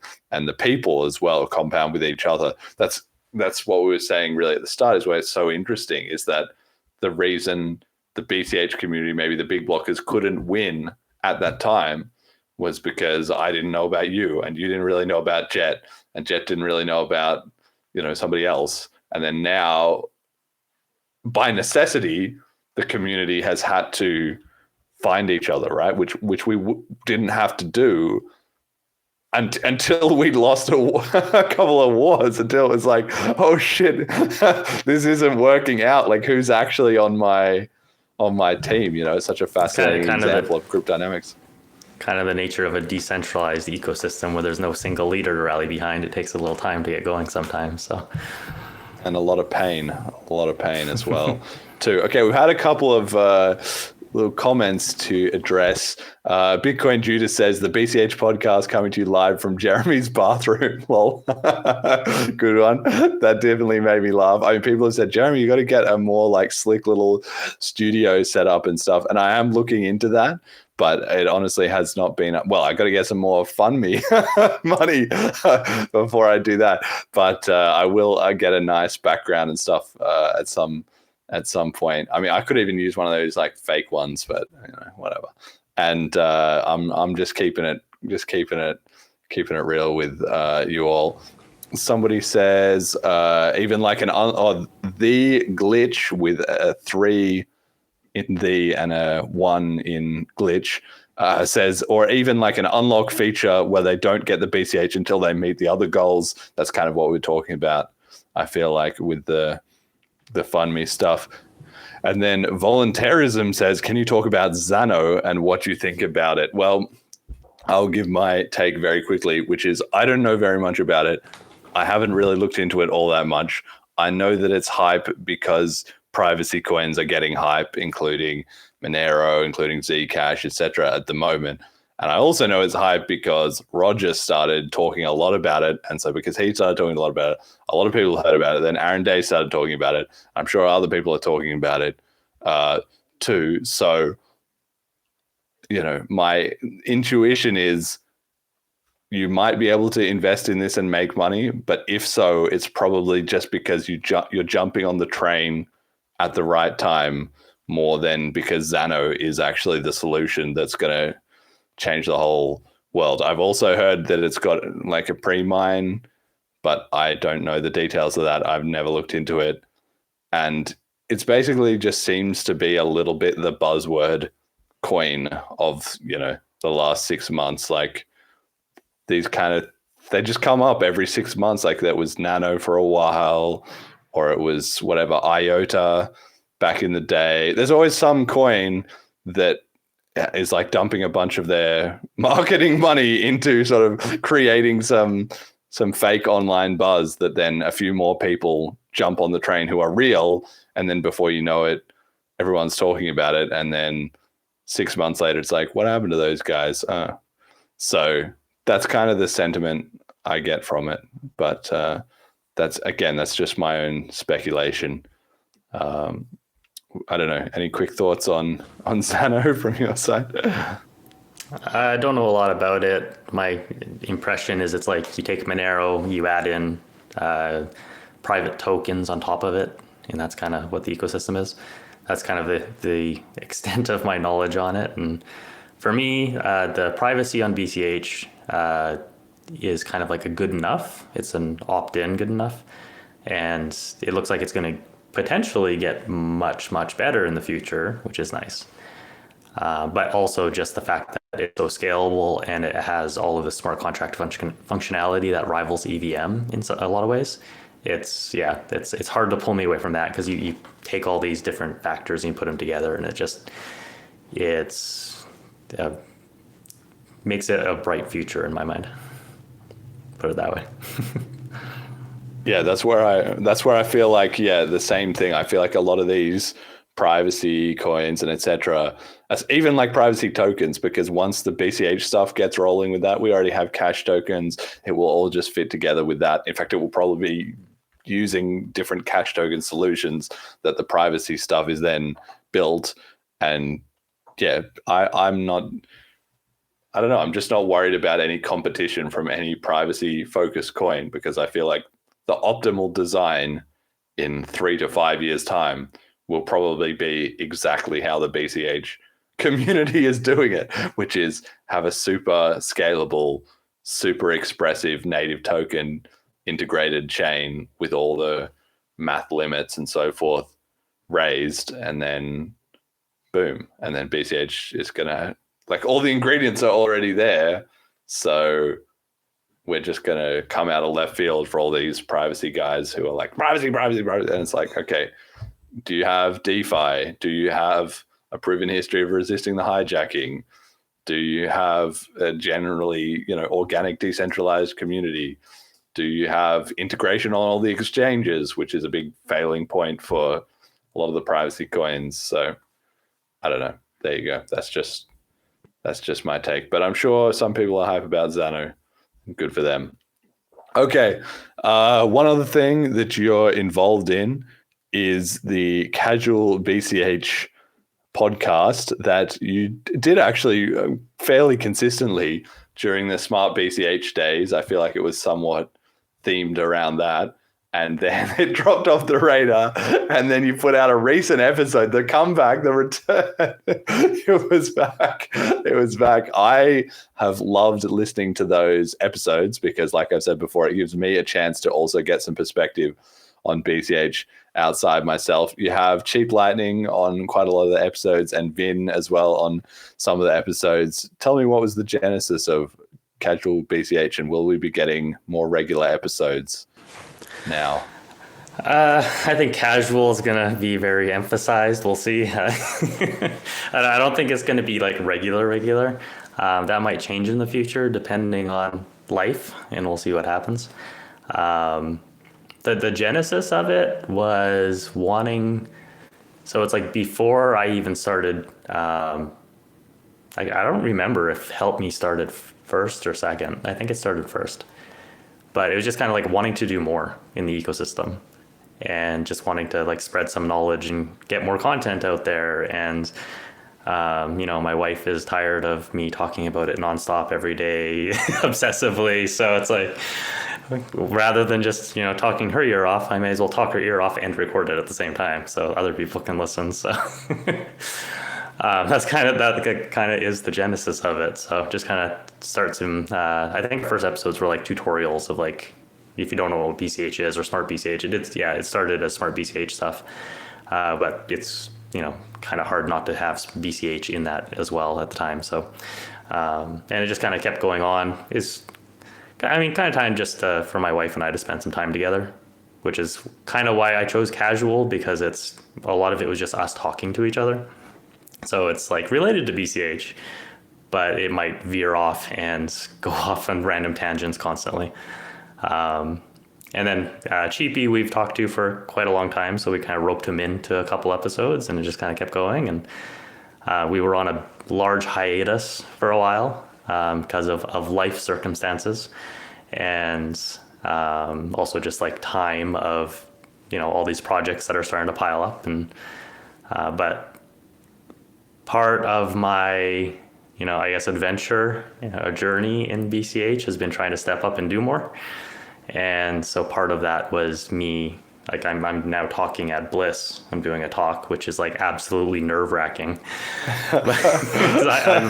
It should be. Pressure's on, mate. I know. So just trying to do more and get out there and do stuff. So, I mean, I was behind, like I was anonymous for a very long time. So it's kind of very strange to get on camera and start actually speaking about things. But yeah, wanting to just jump into it and start talking and getting out there and get more comfortable with it so I don't totally bomb. And yeah, maybe me and Cheapy might have something more regular coming up that might not be in the same format. We'll see. Yeah, and I mean, like you say, that's also just another indicator. I feel that the scene is really growing a lot. Is because it's the same with me, with you, with loads of other people. Is they're kind of off the radar. Maybe they were just making some anonymous Twitter posts, or Reddit posts, or they're not making any posts, or they've been following Bitcoin for a long time, but not definitively involved, and then we said, okay, then they start to show up in the Telegram groups, and then they start to announce some kind of project, and then at some point it's like, here's me, I'm a real person, and I'm taking this up a level, and the more people that do that, the easier it becomes for other people, and then that's suddenly like, wow, who is all this scene of Bitcoin Cash people that seems to have appeared out of nowhere? It's my, not belief, I guess, it's my thought really, is that the impression that we want people to have of Bitcoin Cash when they first start to look into it, especially if they've been heavily involved in crypto before, whether it's especially BTC, but also ETH or any of the other big coins, is that they look into BCH and they think, who the hell are all these guys and girls? But mostly guys, right? Who is this? I want them to look at the podcast and see 10 or 20 episodes of the most recent ones and think, I don't know any of these guests. What are all these people so excited about?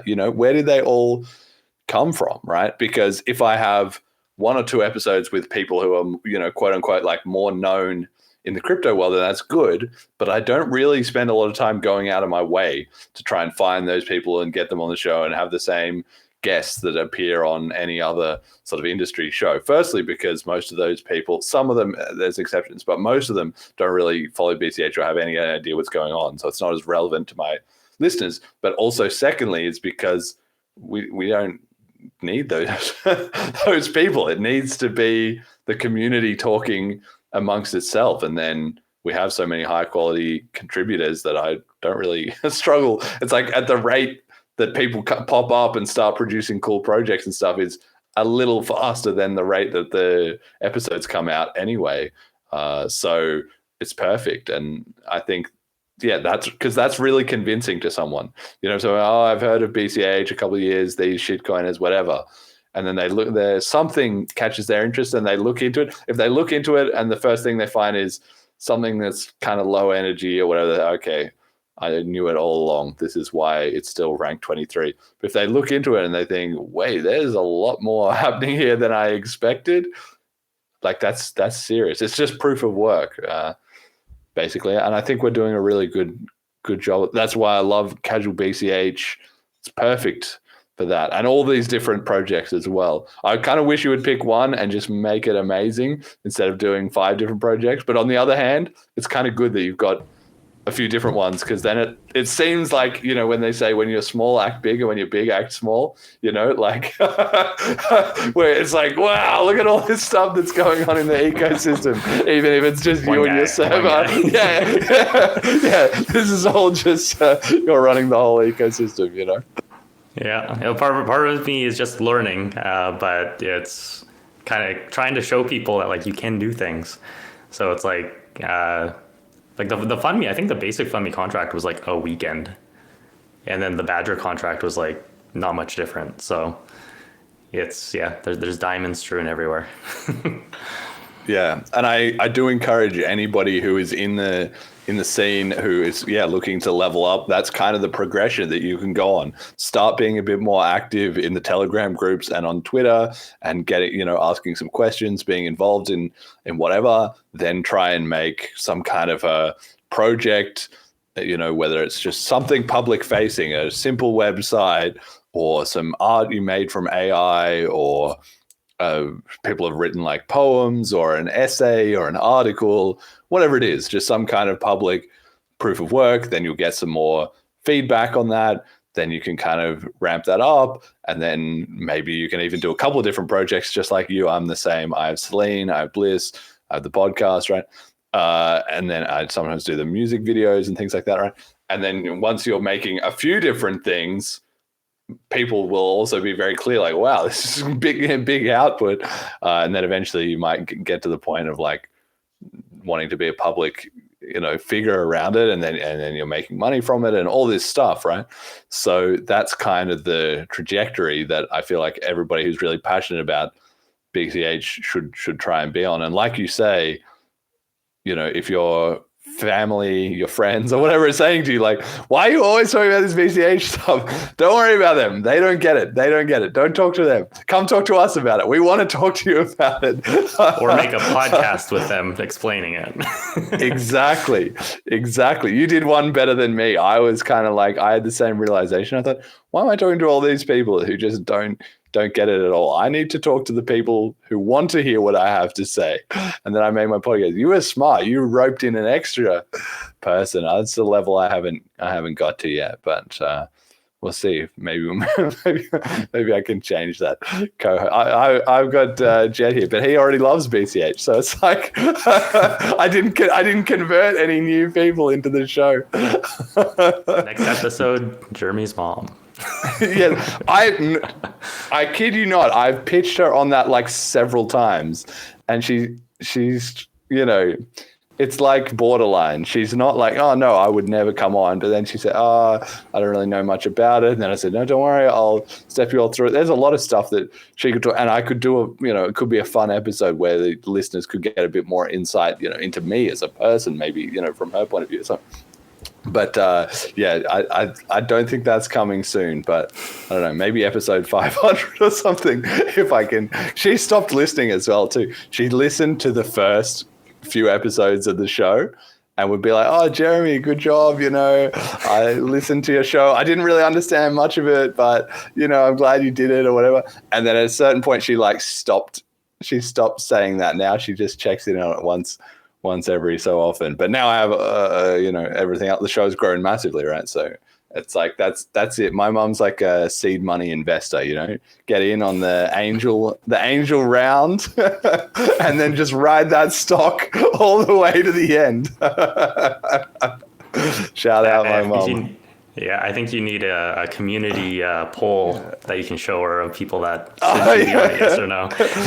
5,000 people. Well, we need the FundMe episode. That could be one of my goal episode with Jeremy's mom, and just like all the money, just like hey, stretch goal. There we go. Straight into that. Yeah, stretch goal, exactly. All right, talking about stretch goals, one of the other things that I have started doing in the community, this is the problem. Like I feel like it's just these sort of innovator types. Like you have everything, you're already so busy, and then you have another idea and you're like, we've just got to find some way to get this going. We've been doing the BCH Bank Run. So we did the first one on March the 1st, and then we did the second one. It's the 16th of March. So the second one was yesterday. I think it went fairly well. Like we did better than the first one in terms of our 24-hour results, because instead of the price going down, it went up a little bit. It got fairly good visibility. But what most got me excited was that both Paul and Ryan Giffen made videos explaining the bank run on their own channel. So I feel like it's already become kind of an organic traction in the community. And whether or not we're making a big difference to the price, which I feel like we have to be making some difference, but it's hard to know. You can, it's what's it called? Like not the broken window fallacy, but it's like the seen versus the unseen. We can never know what would have happened in a world where we didn't do it. But I like that people have jumped on this idea, even just a very simple thing, and I feel like it's going well. Do you have any thoughts on the whole BCH Bank Run concept? Like my initial is like it probably didn't have a massive impact on price, most likely, unless there's like some gigantic whales involved. But I think it could, like the meme could gain legs over time. And it's probably going to, like, if you game theory it out a little bit, it's like there's going to be people buying before the bank run and then selling after the bank run. So it might be a little more volatile during that period. But I mean, it definitely seems like there's a little bit of shady stuff happening with like Binance and stuff like that. So I could see it becoming a little bit of a meme and gaining legs and something happening from it over time. Yeah, well, that's kind of what we've been seeing so far. Was already a couple of people started trying to ask, like, people in the industry who know people who work at exchanges and stuff, like Joel was talking about on the last episode. Would this piss off the exchanges, because basically their money comes from being like a fractional reserve, essentially, or at the very least doing all the kind of loans or staking or repurposing the money or whatever, then probably not fully solvent. But I feel like if the BCH community becomes known as a pain in the ass of the exchanges because everybody's constantly withdrawing their coins to self-custody, that would be insane marketing. Like, that's the kind of story that the rest of crypto would pick up on and say, holy crap, what are these guys doing? Like, they're actually, practicing what they preach, kind of thing, especially as BTC gets more and more custodial and captured over time, and I feel like it would be unlikely if we got pushback from the exchanges, because what they can do is if they have a bit of short funds, well, maybe they just reallocate from being short, BCH to being short kind of a bit of everything else instead, because they know the BCH community are going to be there, like, demanding and withdrawing those coins, right? So I feel like there's no loss,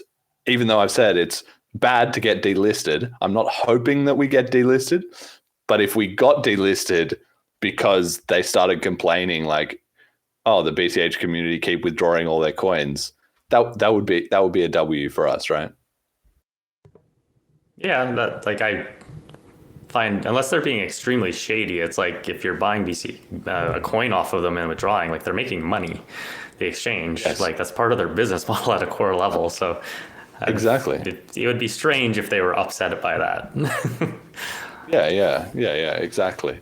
Like the shady one, that's it. And I feel like it would expose the shady people in the industry faster than the legitimate ones. So it's just a perfect litmus test. And it's like it's the thing that we have control over, and it's just living up to the crypto values in general. So I don't know. To me, I think it seems to be going really well. And I like that the community has seemed to organically jump on it. I've seen a lot of people talking about it, making their own tweets about it.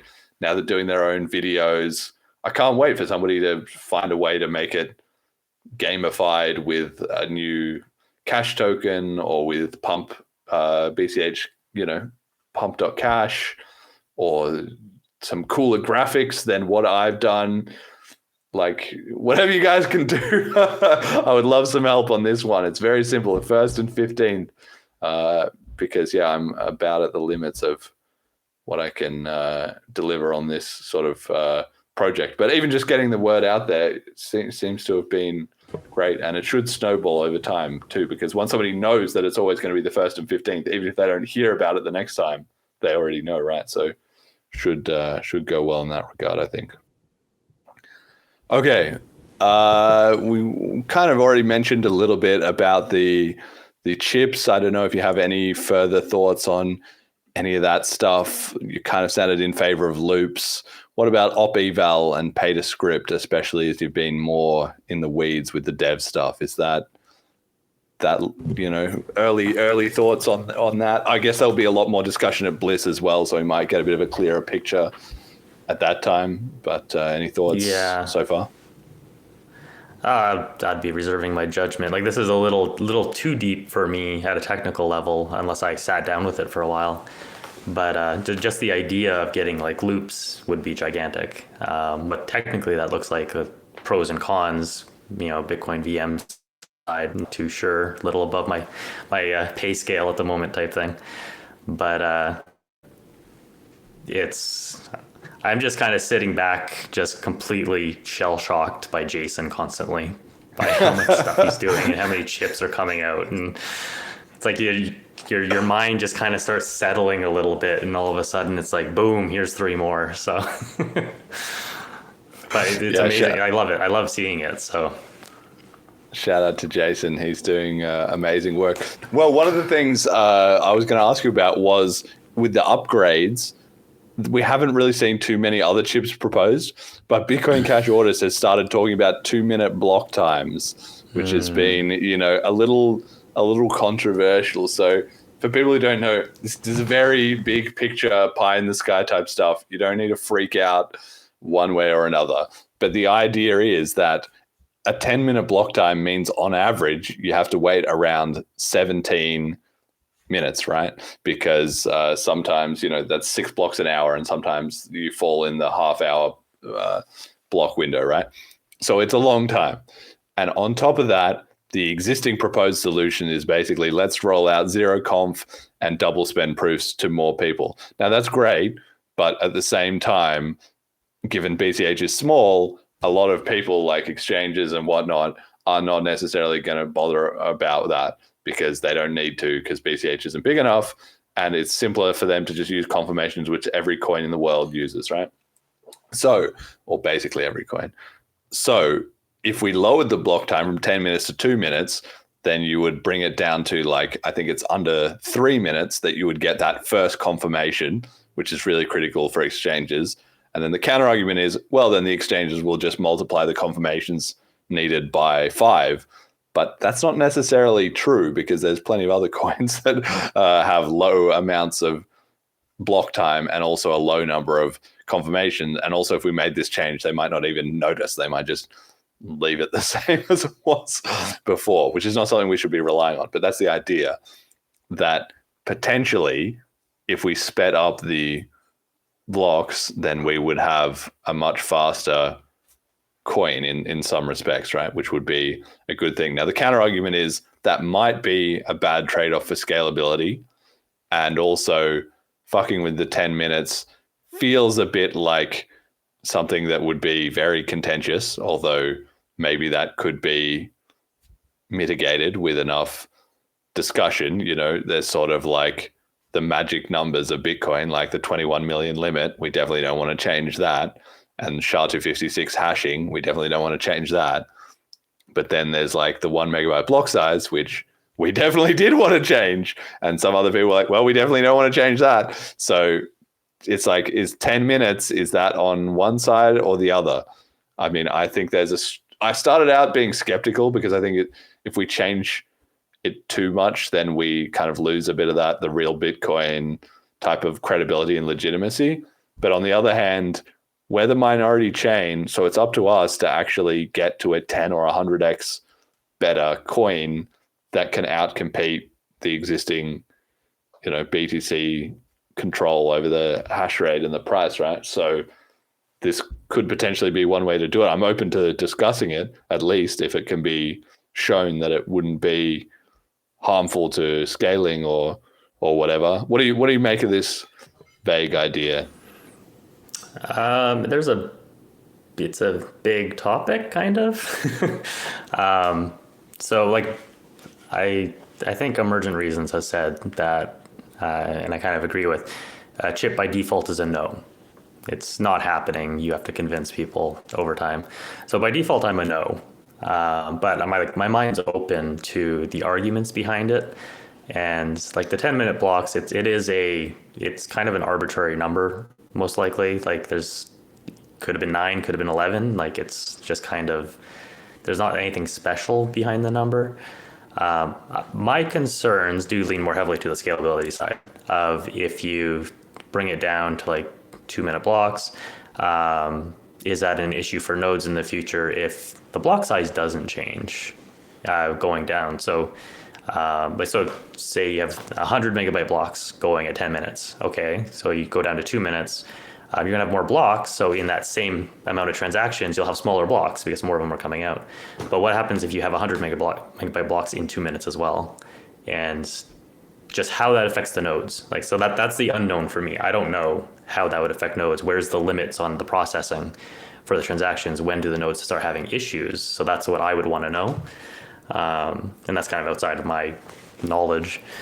But the other side also is I don't really see a benefit personally to 2-minute confirmations. Like to me, BCH with zero conf, it's instant more or less. Like everything I do, it just changes transactions, and I don't have to wait for blocks for things. So exchanges, like, okay, exchanges or anything that requires a block, okay, I can see the argument. I still feel like 2 minutes just doesn't work either, because for any average user, 2 minutes is an eternity. 3 minutes, 7 minutes is all an eternity still. Unless you're down to like 3 seconds, they're not going to care. And so I don't know what Solana's block, I think it's like 2 seconds or something. It's like 400 milliseconds or something. It's like crazy. Yeah, it's super small, and like, so it's instant. Like people use it, it's instant. They don't think about it. They don't care about the technicals. They want to see that instant. So 2 minutes or 7 minute average or whatever, it's like they would just view that as bad overall. So I understand exchanges and the first block confirmation. Like I do get it. It would be potentially nice. So my mind's open to see and like actually the pros and cons of it. But little more on I need it proven first. Yeah, well, I don't think there would be any change to scalability in terms of like, so we have ABLA now, and in making this change, you would also adjust, 1/5 down, right? So it's not like we would go from 100 megabytes now to 100, you would get essentially 20 megabytes per 2 minutes rather than 100 megabytes per 10 minutes. That would be adjusted. And also the same in terms of like the difficulty adjustment algorithm, maybe, and definitely in terms of what's the other little lock times. So if you've locked some like badges, if you've locked something for 1,000 blocks, it would be adjusted so that it would then be 5,000 blocks. So existing contracts would still process at the same rate per 10 minutes, even if the block time went up 5x. The progress made on each block would be brought down 5x, right? So in that sense, I don't think there would be a problem. And one of the things that I like about this idea that Bitcoin Cash Orders has talked about is if we did that, if we made that change from 10 minutes to 2 minute blocks, obviously we wouldn't say we're changing it from 10 minutes to 2 minutes and 2 minutes is now the perfect number. Actually, it would be like, we're going to change it from 10 minutes to 2 minutes, but 2 minutes is now the setting. We're going to, we've added a setting so that we can pick any number. And if in the future we decide, wait, 2 minutes was too quick, we should make it 5 minutes, then that would just be a very simple tweak. Like the first time you change it, it would be more of a big deal because you would have to, get the system set up correctly. But if you've done that, then if you need to, and I guess the idea wouldn't be, okay, let's do it in the future. And who knows if 2 minutes is the perfect number, there's room to debate that initially, right? But it would be like, even if we picked a different number and we got it wrong, we could always change it back to 10 minutes. And it would just be very simple to do, provided everyone agreed, of course, but it would be easy to do. Or you could change it to another, maybe internet speeds get way faster than we expected. Maybe we'll change it to 1 minute blocks in 5 years' time or something. It would just be easy. There's a part of me that feels like a very flexible protocol is very powerful. Like we already have the more adaptable difficulty adjustment than BTC, and we already have the more adaptable block size than BTC. And I feel like everybody loves those changes. Not one person has ever basically complained about either of those things. So it's like, that's brilliant. It just automatically adjusts to be the best thing ever. I don't know if we'd want an automatically adjusting block size, or even if there would be a way to, or automatically adjusting block time, or even if there would be a way to figure that out or adjust that. But having the ability to change it, I think could kind of make sense. Like you say, the 10 minutes initially was just Satoshi's kind of best guess trade-off between, on one hand, slower confirmations is more annoying for users, especially back then, when everything was all confirmation based, versus if you make them shorter, you have more risk of orphans and potentially more centralization pressures on miners, because if there's like a 1 second delay in block transmitting, when you find a new block. If it's a 10-minute window, that's less of a factor than if it's a 2-minute window, because it's still going to be the same 1 second of delay, right? So that's kind of like where the nuance is. And I agree with you. We're going to definitely need to see a lot more research, and the default position is no. But I think it's interesting. I think it's an interesting thing for the BCH community to put in the back of its mind and start thinking about it. And yeah, I started out very like, no, we don't want to do that. We're the real Bitcoin. Bitcoin is 10 minutes, etc. But the more I thought about it, the more I thought, well, you know, the thing is, when you're number 23, you've got to make some changes. Like, what we're doing is not getting us to number one as it is. That's just the nature of things. If you're number one, you can afford to keep doing what you're doing. If you're not, you've got to make some changes, big or small. And so we're making plenty of changes. So I'm not saying that this has to go in, or let's, you know, change things for the sake of changing things. I just think as a concept, as an idea, it's worth kind of considering. All right. What else we got here? BLISS. You're coming to BLISS. You're talking at BLISS. Do you want to give us any quick teaser about that? The title of my talk is Be Someone. So it's going to be kind of related to some of what we talked about on this. And there may or may not be some random little things I show that are new, maybe. Okay. So all right. See. I don't want to push you too hard on that, but yeah, come chill out at BLISS, everyone. It's going to be amazing. It's now like 60 something days, I think, or maybe we've even hit into the 50 something days, right? Until BLISS. Let's have a look. We're here 58 days until BLISS. So get your tickets at BLISS.cash. The ticket sales have been ticking over pretty regularly. It's been looking good on that front. Oh, I forgot to update the slide. But there you have it. Come along to BLISS. It's going to be awesome. And community comment of the week. Here we go. This week, what we've seen, and this has caught me by surprise, and it kind of goes back to the start of the show, is this week, the thing that started happening is the BTC guys have started acting surprised that their coin has become captured and hijacked. So I have Nic Carter here, quote, "Some of us have been warning about the government taking an overly keen interest in Bitcoin. The fact that Bitcoiners are celebrating government BTC, quote unquote, literally that's how it's written in the executive order, is deeply puzzling." And then he was quote tweeted by this guy, George Selgin, who I don't know, but he said, quote, "I fully agree. The original subversively libertarian Bitcoin agenda has been hijacked by people whose ideals go no further than number go up," end quote. So this is, of course, what we have been telling them since fucking forever. But now it's become too big to deny.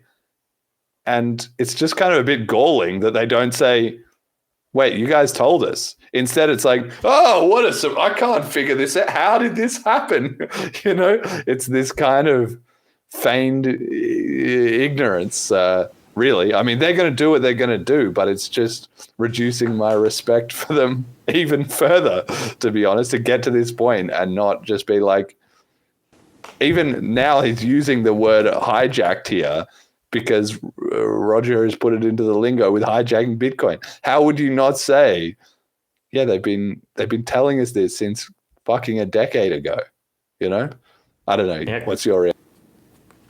I mean, crypto in general is more mainstream, like way more mainstream these days, but it's still kind of a niche in the public, in like actually being involved in it. So BCH is a niche within a niche still. So I just feel like a lot of these people just don't know about it and don't know the history. Nic Carter definitely does. I don't know this other guy, George Selgin, but Nic Carter, he was on the Lex Friedman podcast giving his view of the block size wars and etc. And then he's also been on his freaking page, oh, the new emails came out from Marty Malmy. I can't believe Satoshi was a big block. Like, give me a fucking break. How does this guy have, you know, whatever it is, 500,000 Twitter subscribers or followers and all these people thinking he's some Bitcoin guru? When are you going to wake up? Fucking Echo bubbles. unbelievable. Yeah, echo chambers. It's absolutely disgusting, honestly. But, whatever. They're going to live in their delusional land as long as they want, and we're going to get vindicated as we have been constantly without them necessarily capitulating. People don't change their mind, they just die. So there you go. And on that topic, meme of the week, which I saw literally just before the stream, and I felt it matched perfectly. What's this guy's name, Jet? Do you know? It's Andre. You're muted. Eric Andre. Eric Andre, that's his name. Eric Andre. It's the meme where he shoots another guy, and then he pretends like, how did this happen? Like, who would do such an evil thing?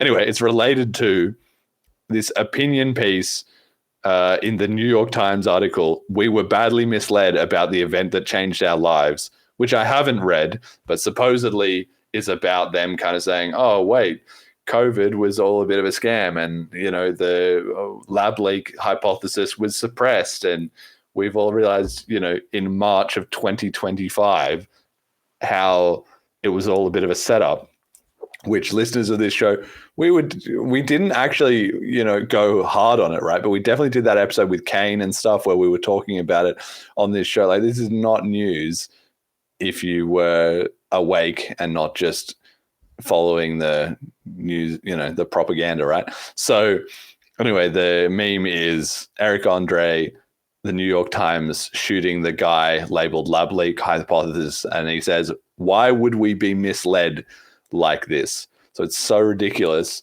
for the New York Times, who were a part of spreading these unvaccinated conspiracy theorists and so forth, to then be like, oh, how were we misled? We were totally caught off guard. Like, shift the blame. Who else can we find who was at fault? We didn't have anything to do with this. And I just feel like it's literally exactly the same thing as these BTC guys. How did we end up with a captured, hijacked BTC? Why didn't nobody tell us? So, okay. Just, I don't know, comedic. Any thoughts on the pandemic or on feigned ignorance? Just people not wanting to rock the boat and not wanting to make decisions. Yeah. Yeah, but I feel like it's hard to tell whether people, like, maybe self-awareness just doesn't exist. I'm coming to this new theory that self-awareness, there's no self-aware people. Like, maybe the Buddha or something, but accepting him, who is like a paragon of that virtue, maybe nobody on planet Earth can have self-awareness, because if you did have self-awareness, if anybody had self-awareness, they would instantly just like go insane from how much cognitive dissonance. Nobody is perfectly consistent, right? Everybody has all kinds of stuff that they did in the past that they've changed their mind on, that they didn't admit to somebody else, or some conflicting opinions that, like, well, when it's me, it's a special case that whatever, I justify, but I still judge other people for that, right? So I'm just coming to this theory that maybe humans can't have self-awareness, because if you did, you would instantly go insane, because there's got to be some explanation for why people like does Nic Carter, does he know? Do you think he's self-aware enough to know I was on the wrong side of history? In fact, I aggressively pushed the wrong side of history. Now it's turning out exactly like the people who told me I was doing the wrong thing said it would, and I'm pretending that I don't know that that's what happened. Do you think he's pretending, or do you think he literally just is ignorant? I think it's hard for people to to acknowledge that they're wrong in something, and it's just people can't get past that block, so they'll come up with excuses and just circle around it. And but do you think he's conscious of that process?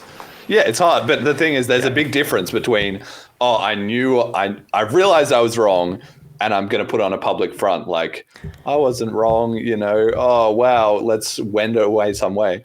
Or he's like genuinely like, da-da, like the Galaxy Brain meme, Galaxy Brain, BTC is getting captured, and like his mind has just deleted out all the history or has never wound back the tape, like that element of self-awareness just does not exist in him.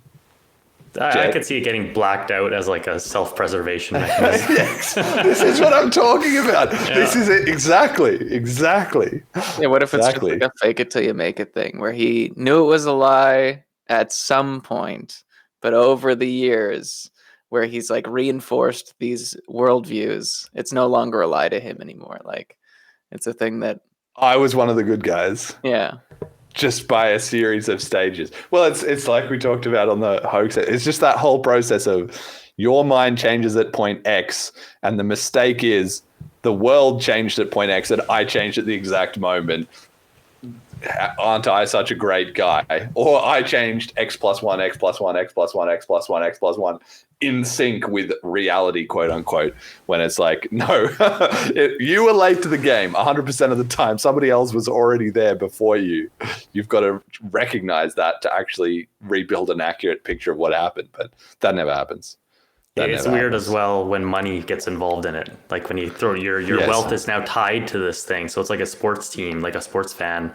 It's like your value is going to go up or down based off what actions you do for your sports team. That's going to drastically change how they react with it. So that's true. And it's even worse than that because it's both their financial incentives and their ego, which are both the two enormous drivers of like stubbornness and refusing to accept a changing situation. Voluntarism says in the chat, have you watched Rajat CFA?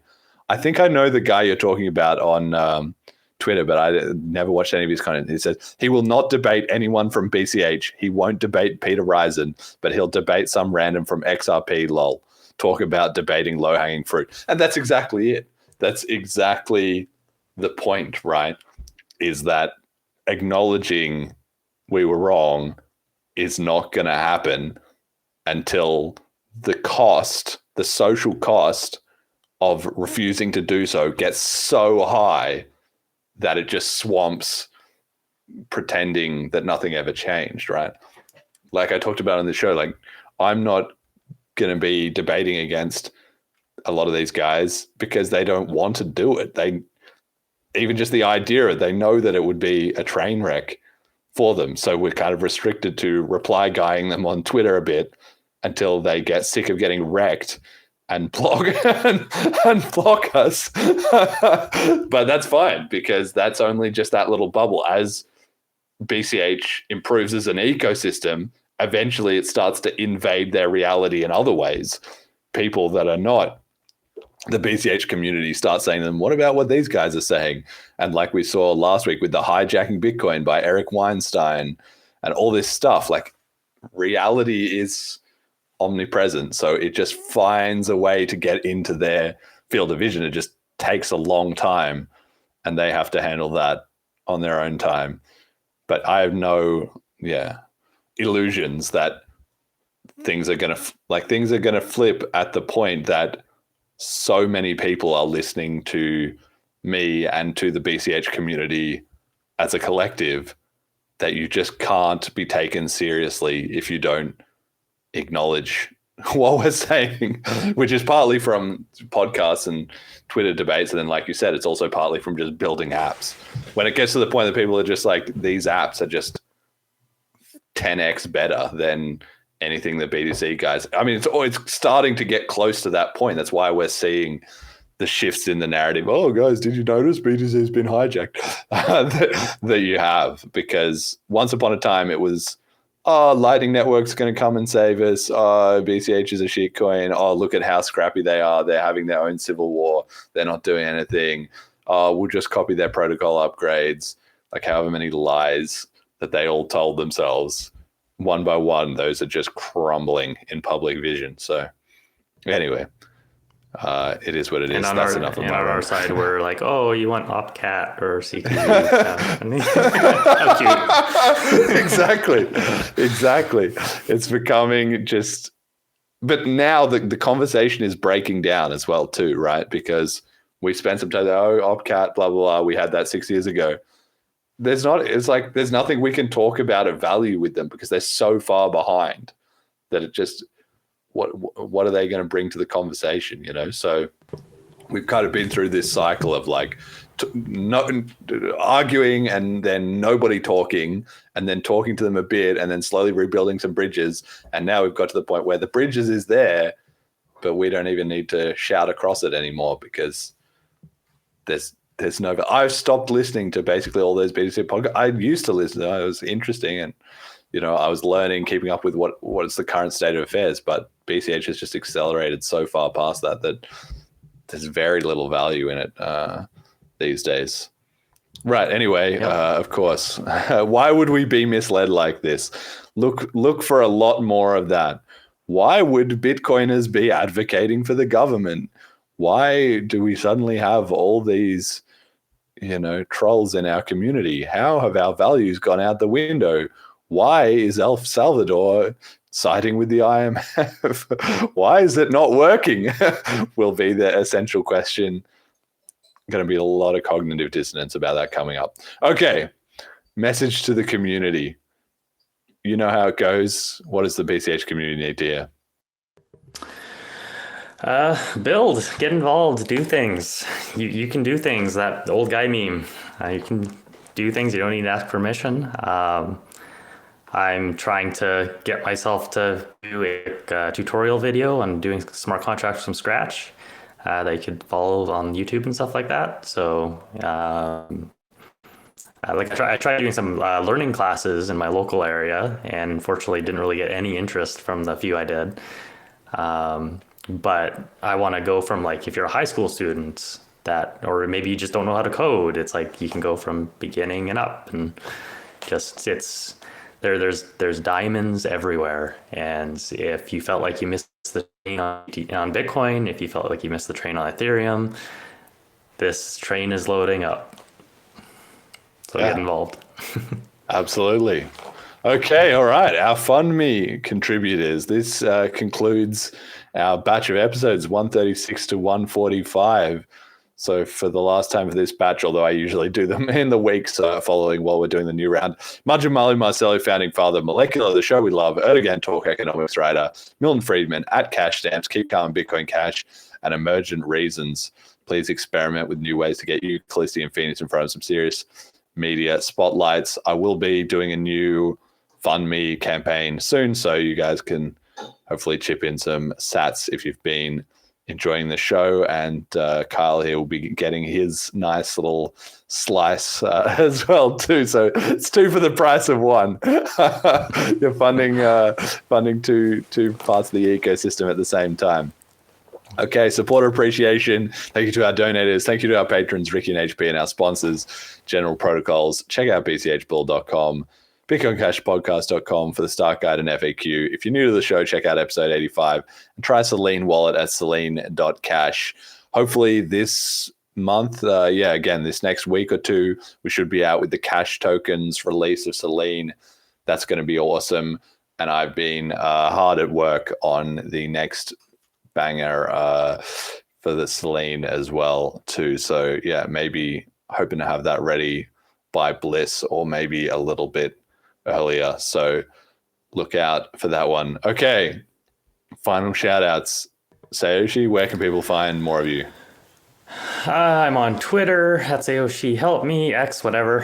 And besides that, on Telegram. So if you want to, you can go to HelpMe.cash, and it has a Twitter link at the bottom for that group. Final shoutouts. Shout out to Mini Satoshi for making his ecosystem website, because my updating on HelpMe has been very, very sporadic. So it's awesome to see another site come out that has stuff that I'm missing. So now I can cherry pick, which is a lot easier to update HelpMe. And also shout out to my amazing wife, who goes by Vin Radiant.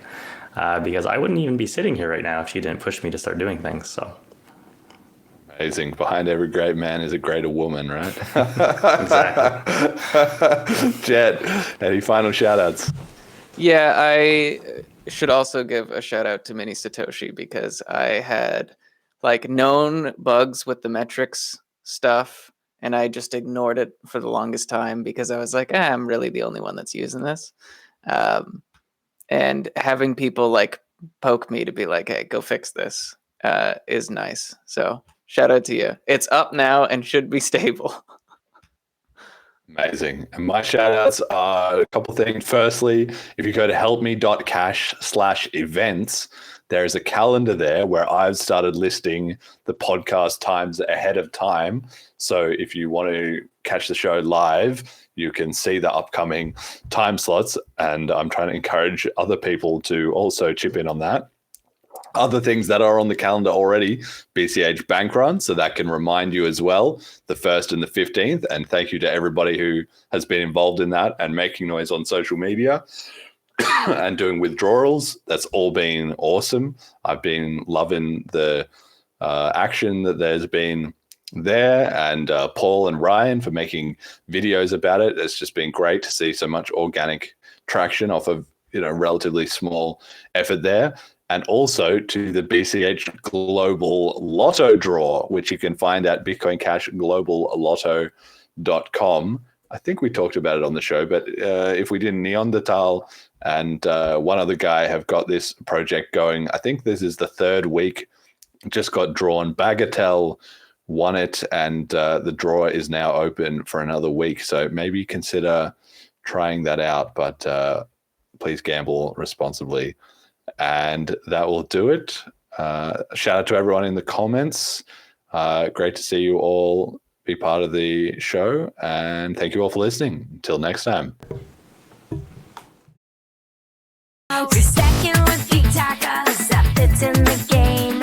So lean independent, the global currency game. Cashing eyes in the world, making payments with these. Growing course of BCH, please. We're the Bitcoin Cash Army, rise up, unite. From wallets to dexes, the future is bright. Flipstart or FundMe, funding what's real. BCH Bulls got your hedging deal. Gurus with vision, price music predict. Badger, start staking, unlock with a click. Cauldrons brew and trade, no middleman fees. Raw cash with rights, smart contracts with ease. Decentralized power, no leader in sight. Changing the world, we accept the fight. Foundations tremble, all systems decay. Bitcoin Cash is paving the way. We're the Bitcoin Cash Army, rise up, unite. From wallets to dexes, we're ready to fight. The BCH Podcast, keeping it real. Hey, the foundation has a free sticker deal. Developers rising, the code's getting tight. Conferences sparking, innovation all night. Contracts brewing, apps on the way. Growing adoption every single day. We're surpassing the king, reclaiming the crown. Bitcoin Cash is where freedom's found. The bells all one, the truth shining bright.